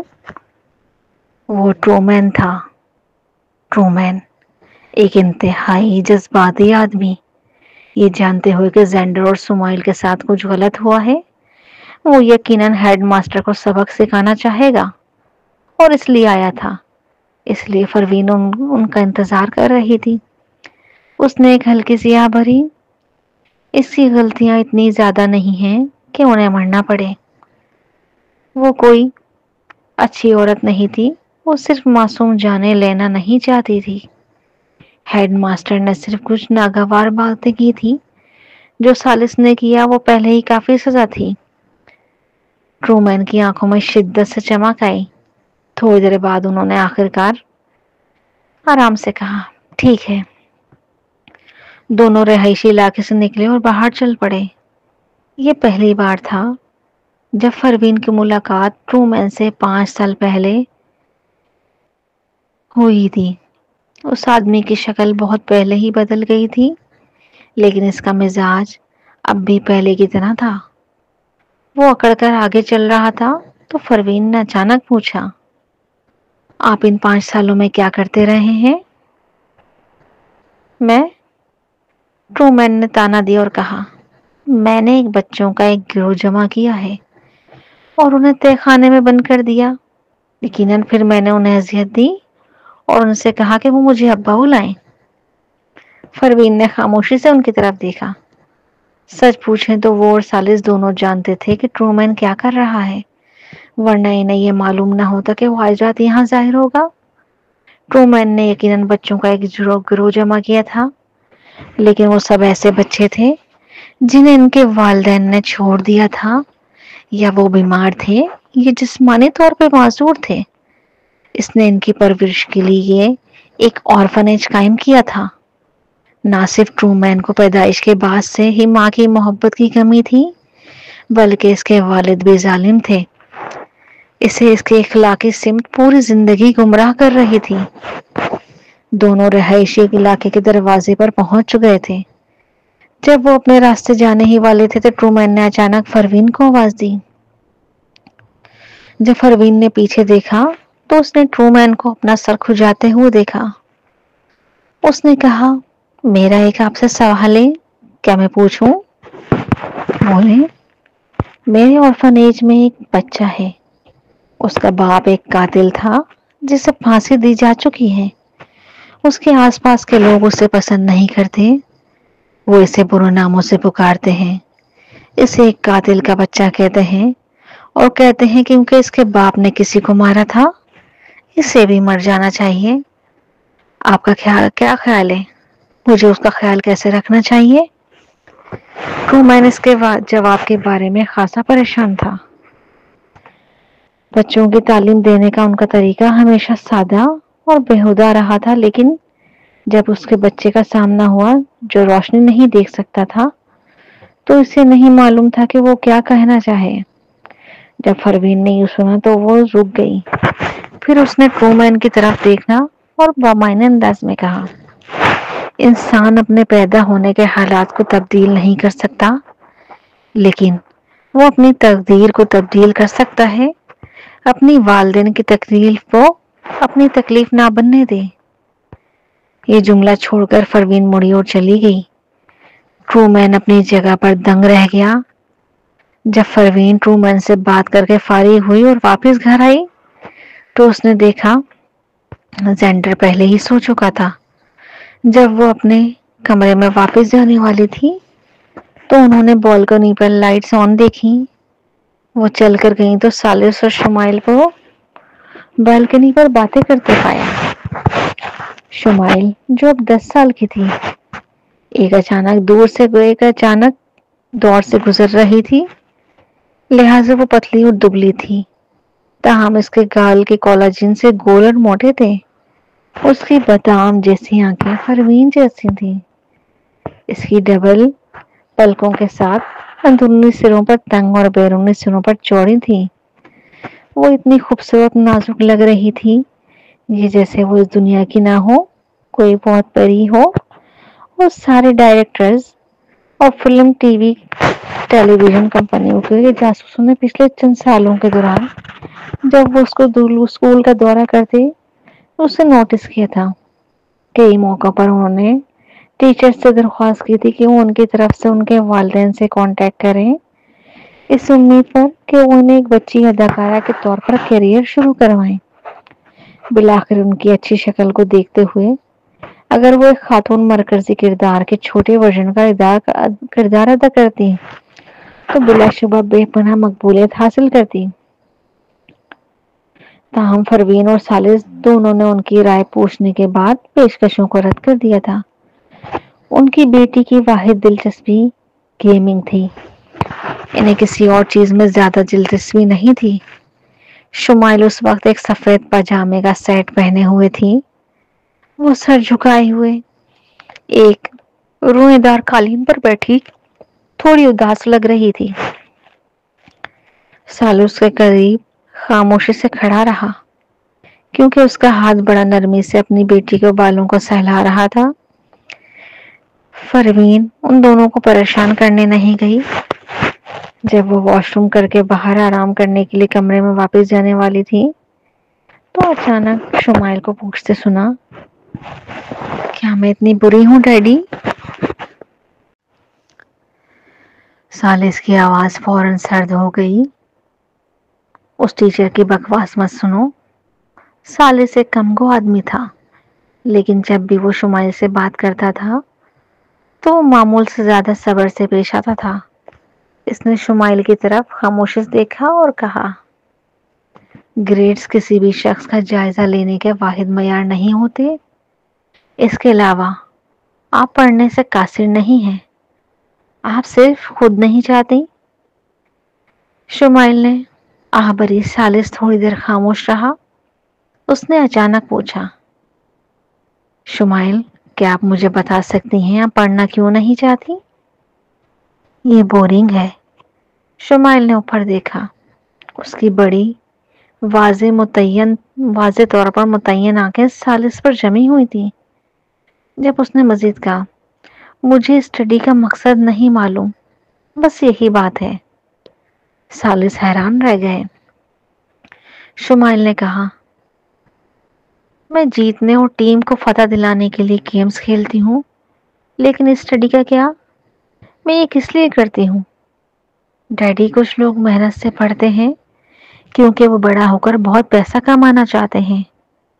کچھ لوگ یہ اس لیے پڑھتے ہیں کہ وہ سرکاری افسر بننا چاہتے ہیں۔ کچھ لوگ اس لیے کہ وہ ایکسپرٹ بننا چاہتے ہیں، اور کچھ لوگ اس لیے پڑھتے ہیں کہ وہ ڈاکٹر بننا چاہتے ہیں۔ لیکن مجھے نہیں معلوم کہ میں کیا کرنا چاہتی ہوں۔ وہ کنفیوز لگ رہی تھی جب اس نے کہا، گیمز کے علاوہ مجھے کوئی ایسی چیز نہیں ملی جس میں مجھے دلچسپی ہو۔ میں نے اپنی کلاس فرینڈ سے بھی اس بارے میں پوچھا تھا۔ ان میں سے کچھ بہت زیادہ پیسے کمانا چاہتے تھے تاکہ فراغ دلی سے خرچ کر سکیں اور جو وہ چاہیں وہ خرید سکیں۔ لیکن اگر یہ پیسہ کمانے کی خاطر ہے تو نہ صرف ڈیڈی میں پہلے ہی بہت امیر ہوں، بلکہ بڑی پھوپھی کوئن کا ساسا بھی مستقبل میں میرا ہوگا۔ میں پہلے ہی اتنی امیر ہوں کہ میں اپنی پوری زندگی میں وہ تمام پیسہ خرچ بھی نہیں کر سکتی۔ میں اب بھی محنت کر کے پیسے کیوں کماؤں؟ حارث کا مقصد مہدی کارپوریشن کو ایک کاروباری ایمپائر میں تبدیل کرنا ہے۔ پیسہ ان کے لیے صرف اعداد و شمار ہے جو لطف لیتے ہیں، وہ اس کے عمل ہے۔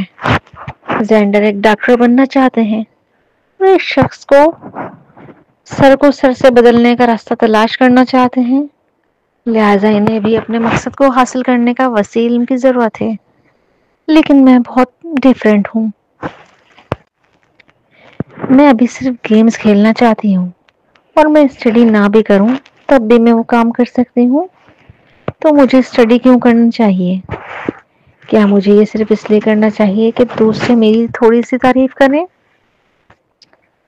سالس نے جب یہ سنا تو وہ خاموش ہو گیا۔ شمائل نے اس کی طرف مڑ کر دیکھا اور خاموشی سے اس کا انتظار کرنے لگی۔ سالس نے آہستگی سے شمائل کے بالوں کو سہلایا۔ شمائل، اگر آپ کی ممی اور میں اور یہاں تک کہ آپ کے بھائی بھی مستقبل میں آپ کو کبھی تنہا نہیں چھوڑیں گے، آپ کو خود ہی اپنا دفاع کریں۔ میں چاہتا ہوں کہ آپ اپنی طاقت سے اپنے مسائل کو حل کرنے کی صلاحیت ہو۔ شمائل حیران رہ گئی۔ یہ ایک نایاب موقع تھا جب سالس مسکرایا۔ اس نے شمائل سے کہا، جو کچھ آپ لوگ ابھی سیکھ رہے ہیں وہ فیوچر میں آپ لوگوں کے بہت مفید ہوگا۔ آپ شاید اپنی پوری زندگی میں ان میں سے کچھ چیزوں کو استعمال نہ کریں، لیکن یہ علم ایک بنیاد بناتے ہیں۔ ہو سکتا ہے آپ کو ابھی گیمنگ میں دلچسپی ہو، لیکن ناممکن ہے کہ آپ پوری زندگی صرف گیم کھیلتی رہیں گی۔ میں نہیں چاہتا آپ فیوچر میں جب آپ کو دوسری چیزوں میں دلچسپی پیدا ہو تو آپ ایک ایسی شخصیت بن جائیں جو صرف بے بسی سے دیکھ سکتی ہو، بیسکس کی کمی کی وجہ سے کچھ بھی کرنے سے قاصر ہو۔ شمائل، آپ کی زندگی بھی بہت لمبی ہے۔ آج جو بھی محنت آپ کرتی ہیں وہ مستقبل میں آپ کا اعتماد بڑھائے گی۔ سالس نے بات کرنے کے بعد شمائل کی طرف دیکھا۔ ان کی بیٹی کی نقوش بہت اٹریکٹیو تھے، لیکن جب اس نے ان کی باتیں سنی تو وہ سوچ میں غرق لگ رہی تھی۔ سالس خاموشی سے کھڑا ہو گیا اور اس نے سوچنے کے لیے اسے وقت اور اسپیس دی۔ جیسے ہی مڑا، اس نے پروین کو دیکھا جو قریب ہی کھڑی تھی۔ اس نے اپنی آئی برو اٹھا کر ہلکے سا مسکرایا۔ اس کی آنکھ کے کونے پہ دل تھوڑا سا چمک اٹھا، پھر وہ تیزی سے اس کی طرف بڑھا۔ دونوں ایک ساتھ کمرے میں واپس آ گئے۔ اس رات جب سب لوگ اپنے کمروں میں جا چکے، شہر کے لائٹس دور دھندلے ستاروں کی طرح جھلملاتی نظر آ رہی تھی۔ چھت پر گہری رات کے آسمان کے نیچے پروین اور ثالث اکیلے تھے۔ ہوا ہلکی ہلکی چل رہی تھی۔ پروین ریلنگ کے ساتھ ٹیک لگائے کھڑی تھی۔ ایک ہاتھ میں کافی کا مگ تھا، جبکہ دوسرا ہاتھ بے خیالی میں اپنے بازو پر پھیر رہی تھی، جہاں کبھی انجیکشنوں کے نشان تھے جنہیں اب بھی وہ ٹٹولیں تو جلد کے نیچے آج بھی درد کی یاد جاگ جاتی۔ ثالث آج خاموشی سے ان کے پاس کھڑا ہو گیا۔ آج تم پوری ملاقات میں بہت پرسکون لگ رہی تھی، اس نے دھیرے سے کہا۔ کبھی کبھی سوچتا ہوں یہ وہی لڑکی ہے جسے میں نے پہلی بار ایک تنگ سرد کمرے میں دیکھا تھا، جس کی رگوں میں زہر دوڑ رہا ہوا تھا اور جس کی آنکھوں میں صرف غصہ تھا۔ پروین نے ہلکی سی ہنسی کے ساتھ کہا، وہ غصہ اگر نہ ہوتا تو شاید آج میں یہاں نہ ہوتی۔ وہ لوگ چند لمحے خاموش رہیں، پھر آہستہ سے بولیں، یاد ہے جب میں نے پہلی بار سنا تھا کہ میرے جسم میں V16 ہے؟ مجھے لگا تھا یہ بھی کوئی ایک اور قید ہے، کوئی اور زنجیر۔ پہلے میں اولڈ کنگ کی تجربہ گاہ میں قید تھی، پھر امپیریل لیگ کی سازشوں میں، پھر عثمان کے جال میں، اور آخر میں یہ جان کر کے خود میرا خون ہی ایک راز ہے۔ مجھے لگا تھا میں کبھی آزاد نہیں ہو سکوں گی۔ ثالث نے اس کی طرف دیکھا۔ پھر بھی تم نے سب کے باوجود زندہ رہنے کا انتخاب کیا۔ نہیں، میں نے بہت دفعہ ہار ماننے کی کوشش کی۔ جب یہ ریانہ گئی تھی، پروین نے سر جھٹک کر کہا، جب تم مجھ سے نفرت کرتے تھے، جب تم ہر بات میں مجھے امپیریل لیگ کی آنکھوں سے دیکھتے تھے، جب زینڈر کو میں نے پہلی بار لیب کے باہر سرد فرش پر دیکھا تھا، ایک نمبر، ایک فائل کے طور پر، اور پھر جب میں نے خود موٹی ہو گئی تھی، دوائیں، ہارمونز، بلڈ ٹیسٹ، مجھے لگتا تھا میں کبھی بھی ایک عام عورت نہیں بن سکوں گی۔ ثالث نے قدم آگے بڑھایا، آہستہ سے اس کے مگ ہاتھ سے لیا اور اپنا دوسرا ہاتھ اس کے ہاتھ پر رکھ دیا۔ تمہیں کبھی بھی عام نہیں ہونا تھا پروین، وہ دھیرے سے بولا۔ تم ایکسٹرا آرڈنری ہو تاکہ باقی سب زندہ رہ سکیں۔ پروین کے لبوں پر ایک کڑوی سی مسکراہٹ آئی۔ اس غیر معمولی ہونے کی قیمت میرے ہر رشتے نے ادا کی۔ تمہاری ماں، تمہاری بہن، تم خود، زینڈر، حارث اور شمائل، یہ سب میری کہانی کا حصہ بن گئے، چاہتے ہو یا نہیں۔ ثالث نے آہستگی سے اس کا ہاتھ تھاما۔ ہاں، اس نے سچائی سے کہا، ہاں، لیکن تم نے بھی ہمارے لیے قیمت ادا کی۔ تم نے اپنی آزادی دی، اپنے خواب دیے، اپنا جسم ایک جنگ کا میدان بنا دیا، صرف اس لیے کہ V16 کسی غلط ہاتھ میں نہ جائے۔ اگر اس دن ہاسپٹل میں تم ہار مان لیتی، اگر تم زینڈر کو اپنے سامنے مرتا ہوا دیکھ لیتی اور کچھ نہ کرتی، تو شاید آج یہ گھر، یہ ہنسی، یہ رات کچھ بھی نہ ہوتی۔ پروین کی پلکیں نم ہو گئی۔ وہ دھیمی آواز میں بولی، کبھی کبھی سوچتی ہوں کہ شاید یہ سب اس دن شروع ہوا جب میں موٹی سے پتلی ہونے کے چکر میں اپنے جسم کے ساتھ کھیلتی رہی، خود کو ختم کرتی رہی۔ یہ ماسیر ممنوع شاید شروع ہی تب ہوا تھا جب میں نے خود اپنے اوپر پہلا ظلم کیا۔ ثالث نے فوراً اس کی بات شروع کی۔ نہیں، ماسیر ممنوع تب شروع ہوا جب ایک ڈری ہوئی، بکھری ہوئی لڑکی نے، جسے ہر طرف سے صرف کنٹرول کیا جا رہا تھا، پہلی بار خود فیصلہ کہ وہ بھاگے گی، لڑے گی، اور جیتے گی تو اپنے نام سے جیے گی۔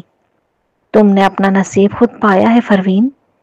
یہ الگ بات ہے کہ راستے میں تمہیں بہت سے ممنوع راستوں سے گزرنا پڑا۔ وہ دونوں کچھ دیر خاموش رہے۔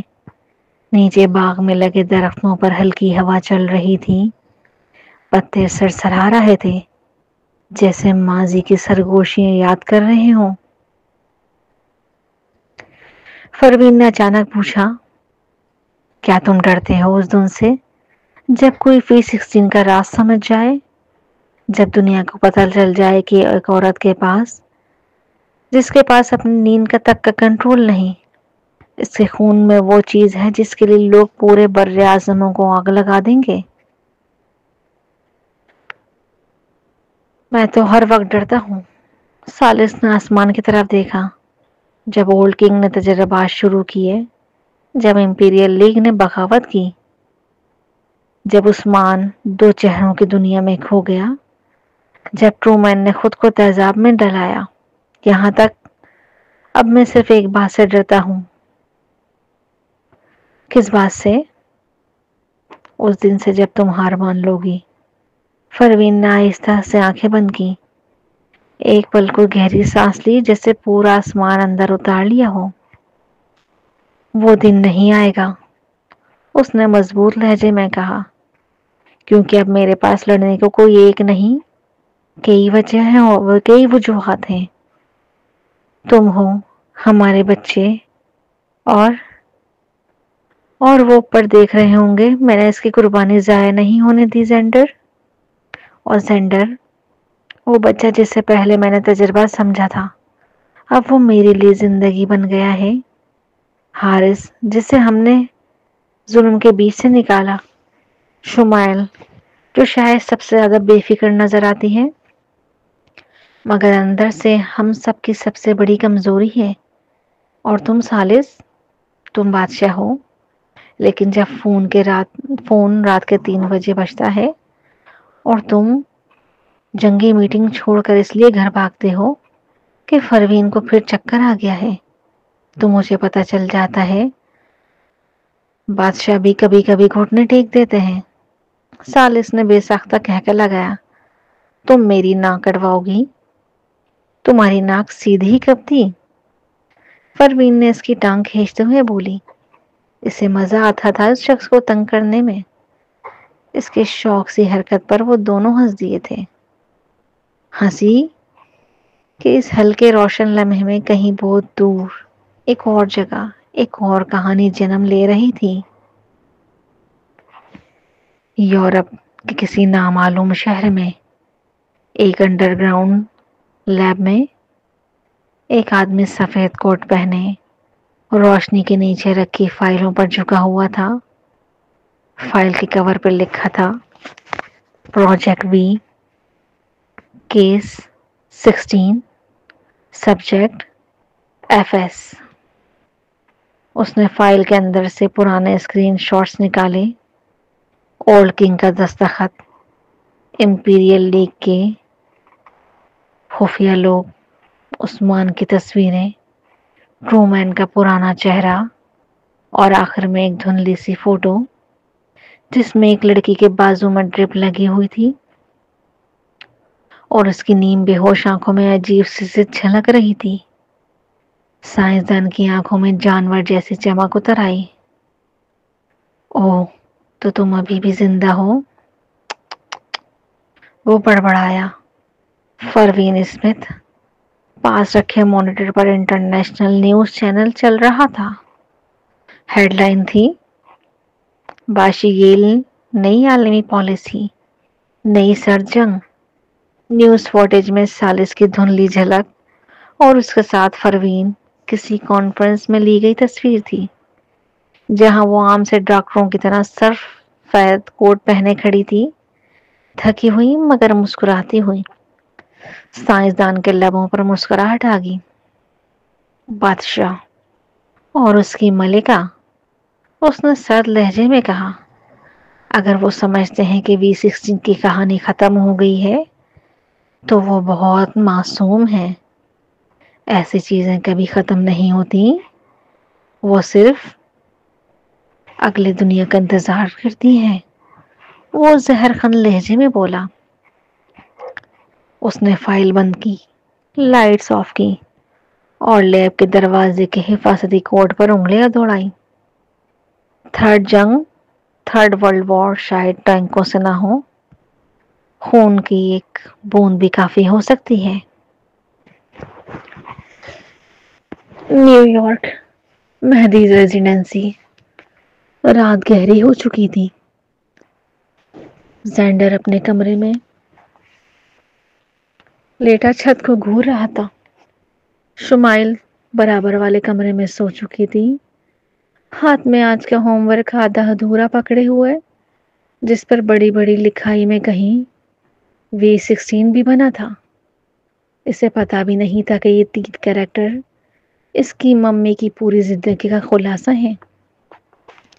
دروازہ ہلکی سی چرچراہٹ کے ساتھ کھلا۔ ٹرومین اپنے نئے چہرے کے ساتھ آہستہ آہستہ اندر آیا۔ چہرے پر اب وہ نہ پرانے زخم تھے، نہ وہی شکل، مگر آنکھوں میں وہی ضد، وہی تھکا ہوا غرور، وہی چھپا ہوا پیار موجود تھا۔ سو گئے ہو؟ اس نے آہستہ سے پوچھا۔ زینڈر نے کروٹ لے کر اس کی طرف دیکھا۔ نہیں، میں آپ کا انتظار کر رہا تھا۔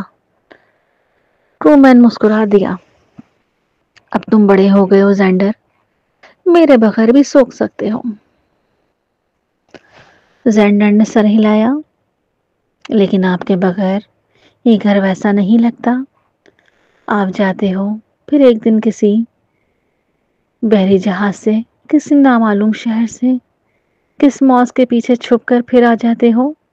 میں سوچتا ہوں ایک دن آپ واقعی چلے گئے تو۔ اس کی آواز میں ایک اندیکھا خوف تھا، کیونکہ وہ اس شخص سے کبھی دور نہیں ہونا چاہتا تھا۔ ٹرومین نے کچھ لمحے سے دیکھا، پھر بیٹھ کے کنارے بیٹھ گیا۔ اگر ایک دن میں واقعی چلا گیا تو تمہیں کیا لگتا ہے تم کیا کرو گے؟ زینڈر نے نرم لہجے میں سنجیدگی سے کہا۔ میں ممی کی حفاظت کروں گا، ڈیڈی کی مدد کروں گا، حارث بھائی اور شمائل کا ساتھ رکھوں گا۔ اور وہ رکا۔ میں V16 کو کبھی غلط ہاتھوں میں نہیں جانے دوں گا۔ ٹرومین کے دل میں عجیب سی لہر اٹھی۔ تمہیں پتا ہے V16 کیا ہے؟ ہاں، زینڈر نے دھیرے سے کہا۔ میں بچہ ہوں، بے وقوف نہیں ہوں۔ میں نے ممی کی رپورٹس دیکھی ہیں، ڈیڈی کی میٹنگ سے کچھ حصے بھی سنے ہیں۔ V16 ممی کا خون ہے، ان کی زندگی ہے، ان کی تھکن ہے، ان کا نصیب ہے۔ ٹرومین خاموش ہو گیا، چند لمحوں بعد بولا۔ تم جانتے ہو زینڈر، تم نے مجھے اچھا آدمی کہا تھا نا؟ آدمی ہونا صرف تیزاب اپنے چہرے پر پھینک دینا نہیں ہوتا۔ آدمی ہونا اس دن ہوتا ہے جب تم اپنے اندر کی نفرت، اپنے اندر کا خوف، اپنے اندر کے شیطان کو قابو کر لو۔ زینڈر نے آہستگی سے پوچھا۔ اور کیا آپ نے اپنے شیطان کو قابو کر لیا؟ ٹرومین نے کھڑکی کے باہر نظریں اندھیرے میں گاڑی ہوئی تھی۔ پورا نہیں، لیکن میں کوشش کر رہا ہوں۔ تم نے وعدہ لیا تھا نا کہ میں برا نہیں بنوں گا۔ میں نے آج تک وہ وعدہ نہیں توڑا، اور نہ کبھی توڑوں گا۔ زینڈر کے چہرے پر ہلکی سی مسکراہٹ آ گئی۔ پھر آپ کو پتا ہے، آپ واقعی ایک اچھے آدمی ہیں۔ ٹرومین نے اس کے سر پر ہاتھ پھیرا۔ سنو، مسیر ممنوع یہاں ختم نہیں ہوتا زینڈر۔ تمہاری ممی، ڈیڈی، تم خود، ہم سب ابھی پہلی کتاب کے آخر میں کھڑے ہیں۔ اگلی کتاب میں تمہیں شاید مجھ سے زیادہ مضبوط بننا پڑے گا۔ زینڈر نے فوراً کہا۔ میں تیار ہوں، بس آپ میرے ساتھ رہیں گے نا؟ ٹرومین نے دھیرے سے جواب دیا۔ جب تک میرے جسم میں سانس چلے گی، میں تمہارے ساتھ رہوں گا، اور اگر کبھی نہ رہا تو تم ہر فیصلے کی وجہ سمجھ جاؤ گے۔ زینڈر نے آنکھیں بند کی اور پہلی بار کئی سالوں میں سکون کی نیند اس پر یوں اتری جسے کوئی بھاری بوجھ کندھوں سے ہٹ گیا ہو۔ گرومین کچھ دیر اس کے پاس بیٹھا رہا، پھر خاموشی سے اٹھا، لائٹ بند کی اور باہر آ گیا۔ گھر کے کوریڈور میں ہلکی روشنی جل رہی تھی۔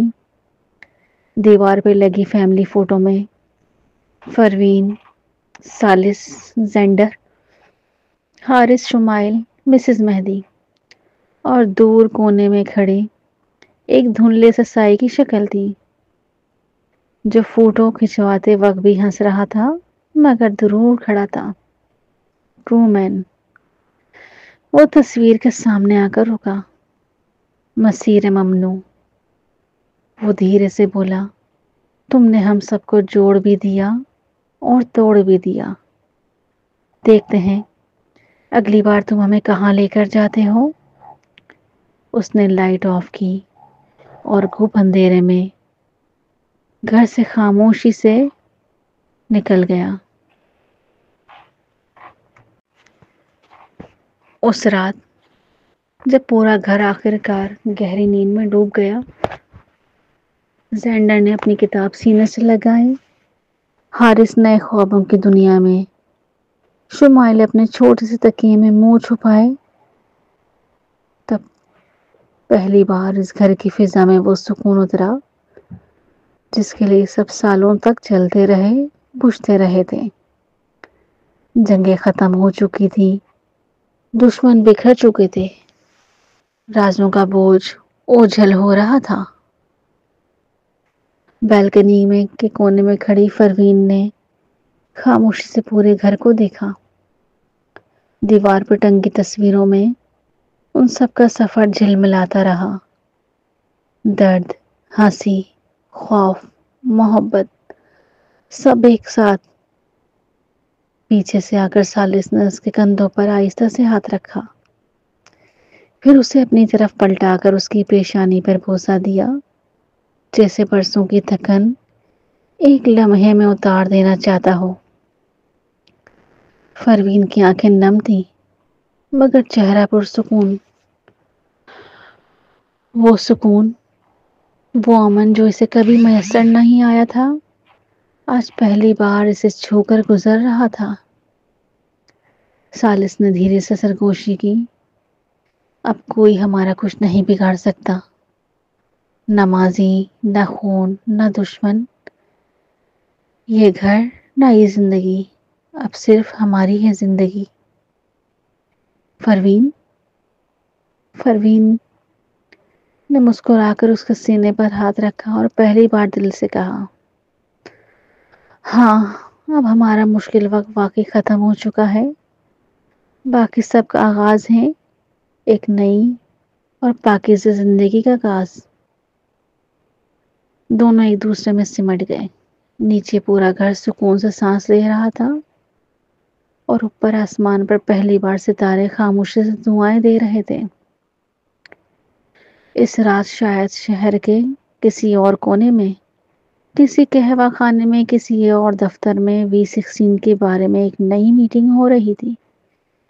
شاید کسی نئے دشمن نے پروین کے پیچھا کرنے کا فیصلہ کیا ہو، شاید امپیئر لیگ کے بچے کچے ٹکڑوں نے خود کو دوبارہ جوڑنے کی قسم کھائی ہو۔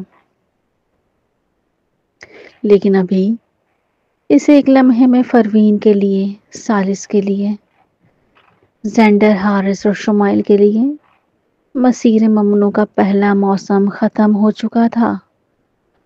اس موسم میں انہوں نے اپنے خوف کا سامنا کیا، اپنی سرحدوں کو پار کیا، اپنے پیاروں کو کھویا اور پھر دوبارہ پایا، اپنے جسم کو ایک تجربہ گاہ، اپنے دل کو میدان جنگ بنتے دیکھا، اور سب سے بڑھ کر انہوں نے یہ سیکھ لیا، اگر ممنوع نصیب بھی اگر انسان خود لکھنے کی ہمت کرے تو بدل سکتا ہے۔ جلد ہی مسیر ممنوع سیزن 2، جہاں V16 کا راز نئی سرزمینوں میں، نئے دشمنوں میں، نئے تجربات اور نئے عشقوں کے ساتھ ایک بار پھر اپنا ممنوع سفر شروع کرے گا۔ اختتام season, the and of season 1۔ آخری نوٹ، مورل اینڈ سبق۔ اس پوری کہانی کے آخر میں اگر کوئی ایک جملہ میں خلاصہ کیا جائے تو بس اتنا ہے، نصیب ممنوع ہو سکتا ہے، نصیب خراب ہو سکتا ہے، لیکن اگر عدل الہی کبھی ممنوع نہیں ہوتا۔ ریانہ، شزا اور شزا کی ماں نے مل کر پروین کی زندگی کو برسوں تک عذاب بنا دیا۔ کہیں انا، کہیں حسد، کہیں اپنی بیٹی کو آگے دیکھنے کی ضد۔ انہوں نے پروین کے جسم کے ساتھ بھی کھیل کھیلا، اس کا اعتماد کو بھی توڑا اور اس کی سانسوں تک کو تول تول کر دینے کی کوشش کی۔ پروین کی سوتیلی ماں نے اپنی ہی سگی بیٹی کے لیے راہ صاف کرنے کی خاطر اس سے ہارمونل انجیکشن دیے۔ اس کے وزن، اس کے چہرے، اس کے ہارمونز، اس کے موڈ سب کو تباہ کیا تاکہ ایک لڑکی ٹوٹ کر مٹ جائے اور دوسری آسانی سے آگے نکل جائے۔ لیکن آخر میں کیا ہوا؟ ریانہ، شزا اور رت تینوں اپنے اپنے انجام تک پہنچی۔ جس نے جیسے بیج بوئے ویسا ہی پھل پایا۔ کسی نے تنہائی کا زہر چکھا، کسی نے بے نام بیماریوں میں گھل کر جان دی، کسی کو وہ سکون نصیب نہ ہوا جس کے لیے ساری عمر دوسروں کا سکون برباد کرتی رہی۔ اور پروین، وہ گر گر کر بار بار اٹھی، موٹے جسم والی، دل سے ٹوٹی لیکن ایمان اور عزم سے مضبوط۔ زمرد ان چند کرداروں میں سے تھی جس نے مرنے کے بعد بھی اپنی بیٹی کی حفاظت نہیں چھوڑی۔ اس کی دعائیں، اس کی تربیت، اس کا ڈر اور اس کی محبت، یہ سب پروین کے گرد ایک ایسا حصار بن گئی جنہوں نے اسے مکمل طور پر ٹوٹنے نہیں دیا۔ ماں کا جسم قبر میں جا سکتا ہے، لیکن اچھی ماں کی دعا اولاد کے اوپر ایک چھت بن کر رہتی ہے جو ہر سرد گرم سے بچاتی ہے۔ زمرد نے مر کر بھی یہی کیا تھا۔ ایان نے اپنی مر چکی بیوی سے وفا کر کے یہ ثابت کیا کہ دنیا کتنی بھی خود غرض ہو جائے، کچھ دل ایسے بھی ہوتے ہیں جو قبر میں کے بعد بھی وعدہ نہیں بھولتے۔ اس نے نئی دنیا، نئے رشتوں اور نئی کششوں کے باوجود اپنے دل کا ایک حصے کو صرف ایک عورت کے نام زندہ رکھا تھا جس کے ساتھ وہ موت تک کے وعدے پر کھڑا ہوا تھا۔ اس کی وفا پس منظر میں تھی، شور نہیں مچاتی تھی، لیکن خاموشی سے پوری کہانی کا بیلنس قائم رکھے ہوئے تھی۔ آخر میں بدی ہر طرف سے ہاری ہی، چاہے وہ ریانہ کا زہر ہو، شزا اور اس کی ماں کی سازشیں ہوں، رت کی سیلفشنس یا پروین کی سوتیلی ماں کا حرام منصوبہ۔ جو لوگ دوسروں کی زندگیوں پہ تجربہ کرتے رہے خود اپنے انجام کے تجربہ بن گئے۔ جو دوسروں کے جسم اور خون پر قابو چاہتے تھے وہ اپنی موت اور تنہائی پر بھی قابو نہ پا سکے۔ دوسری طرف ایک لڑکی پروین جسے موٹا، آوارہ، غلط، حساس، کمزور، ہر لفظ سے زخمی کیا گیا تھا، وہی V16 کی اصل امانت دار بنی، وہی ماں بنی، وہی بادشاہ کی شریک سفر بنی، وہی مسیر ممنوع کی حقیقی فاتح ٹھہری۔ سبق بہت صاف ہے، ظلم دیر تک چل سکتا ہے، ہمیشہ تک نہیں۔ سازش مضبوط ہو سکتی ہے مگر اس سے زیادہ مضبوط سچ اور صبر ہوتا ہے۔ ماں کی نیت اگر صاف ہو وہ مر کر بھی بچی کو ڈھانپ لیتی ہے۔ باپ یا شوہر کی وفا کر سچی ہو تو وہ اگلی نسل تک کا نور بن کر اترتی ہے، اور جس کے نصیب کو سب ممنوع سمجھ کر روند رہے ہوں، اللہ اگر چاہے تو وہی نصیب ایک دن سب کے لیے مثال بن کر کھڑا ہو جاتا ہے۔ مسیر ممنوع کی یہ کہانی یہاں ختم نہیں ہوتی، لیکن یہ پہلا سفر صاف کہہ گیا۔ بطنی جدی بھی ہوشیار ہو آخر میں پھر ہار بھی اسی کی ہوتی ہے۔ یہ پیغام ان سب کے نام جو پڑھ تو سب کچھ لیتے ہیں مگر دل سے کچھ واپس نہیں دیتے۔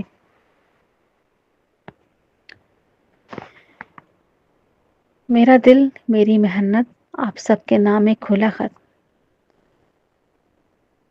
سب سے پہلے ایک بات صاف سن لیں، یہ صرف شکایت نہیں، یہ فریاد بھی ہے اور سمجھانے کی آخری کوشش بھی۔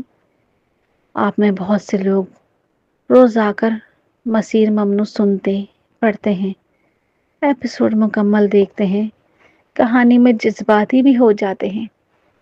کئی لوگ کو سین یاد رہتے ہیں، ڈائیلاگز یاد رہتے ہیں، لیکن جب بات آتی ہے صرف ایک لائک، ایک چھوٹا سا کمنٹ یا ایک شیئر کی، تو وہاں آ کر سب کے ہاتھ رک جاتے ہیں۔ لیکن جس دن ایپیسوڈ تھوڑی سی بھی لیٹ ہو جائے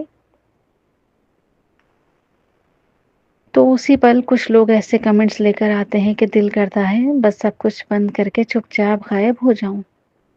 آپ کو پتا ہے ناول کی ایک ایپیسوڈ کے پیچھے کیا ہوتا ہے؟ آپ کے لیے شاید 25 سے 30 منٹ کی ویڈیو ہو، لیکن یہ میرے لیے میرے پورے ایک دن کی جان نکال دینے والی مشقت ہوتی ہے۔ ذرا ایک بار آنکھ بند کر کے سوچیں کہ میں کس پروسیس سے گزرتی ہوں۔ پہلے ایپیسوڈ لکھنا، ہر سین سوچنا، کرداروں کے ڈائلاگ فٹ کرنا، ایموشنز، پاسٹ، فلیش بیک سب بیلنس کرنا، کہانی کی رفتار بھی خراب نہ ہو، جذبات بھی کم نہ ہو۔ پھر اس کا editing phase, line by line check کرنا، لفظوں کو ٹھیک کرنا، املا، فلو، انرجی سب دیکھنا۔ کئی بار پورا پیرا دوبارہ لکھنا پڑتا ہے۔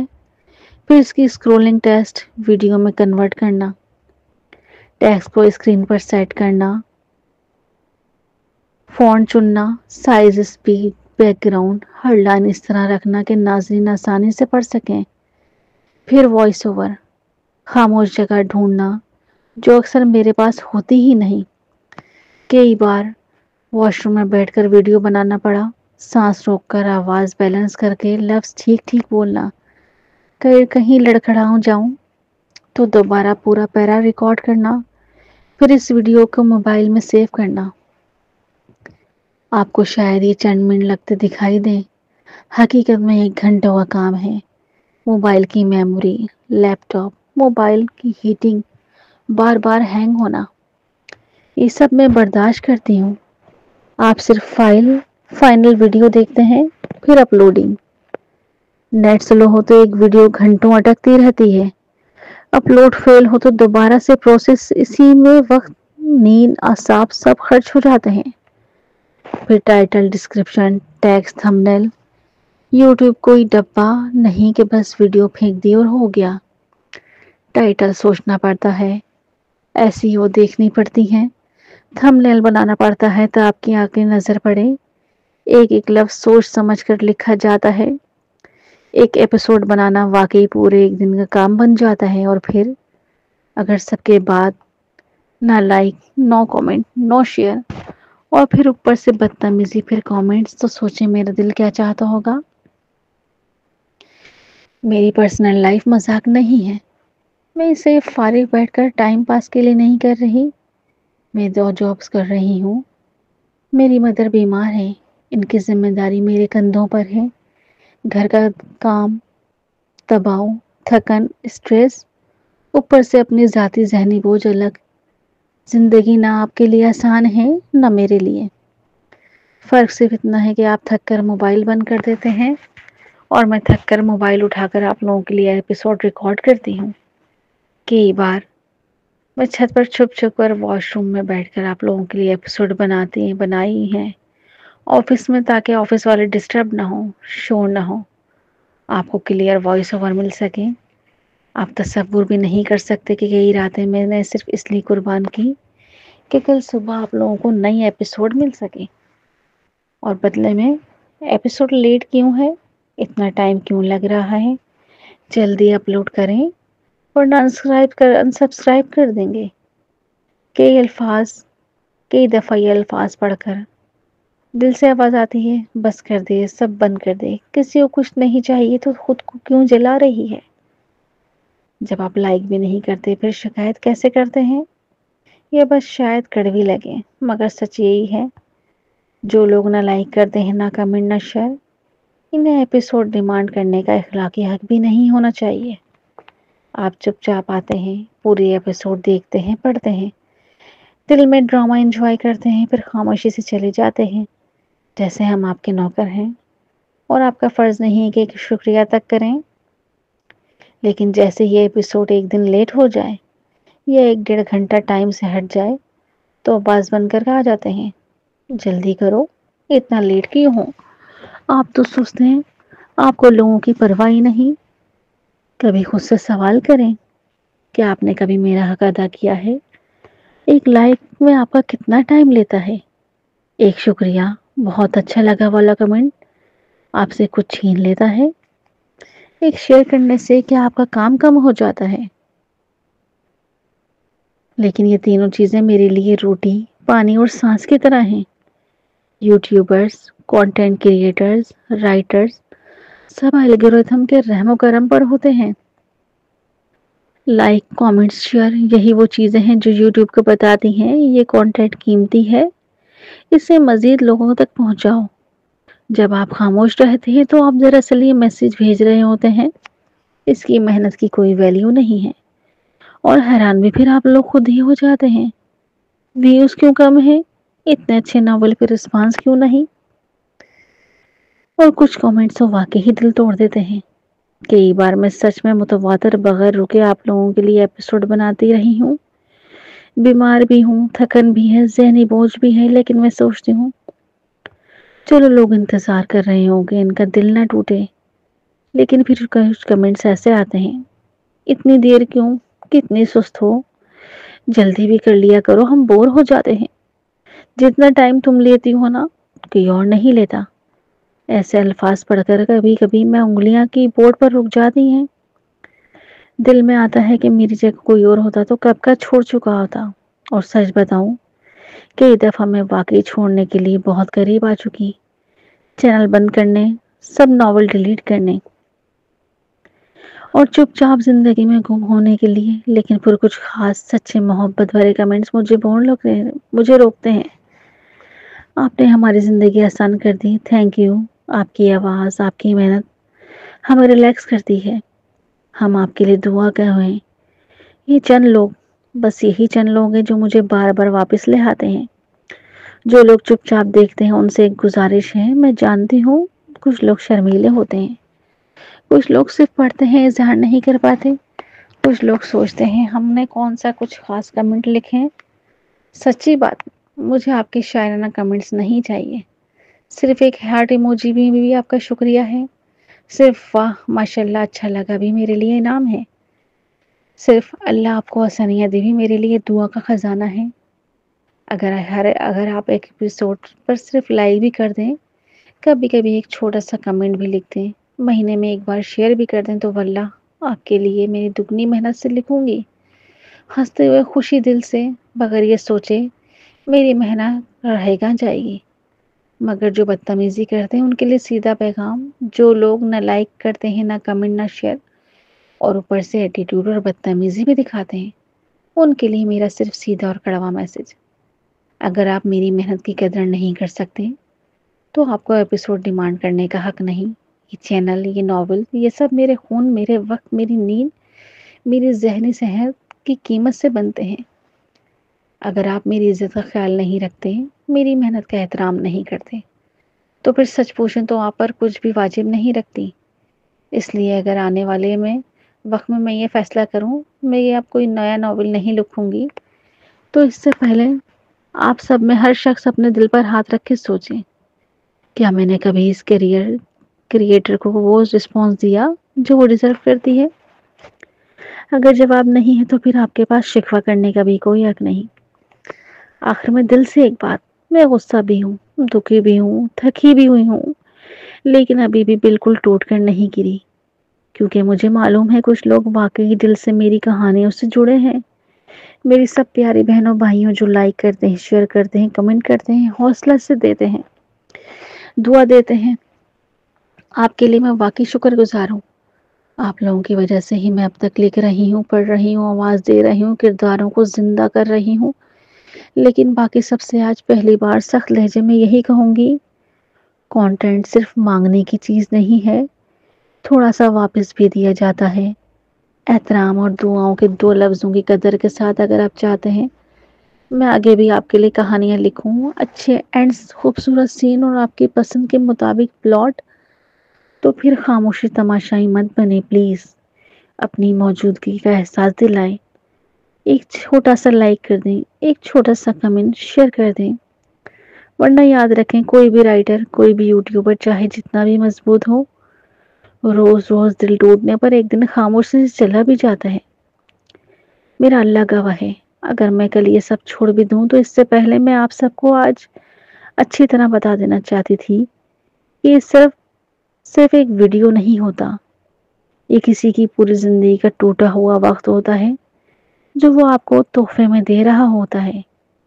برائے مہربانی ہم رائٹرز کی قدر کیجیے، ہمارے چینل کو زیادہ نہیں تو ایک لائک اور شیئر کر دیا کیجیے پلیز۔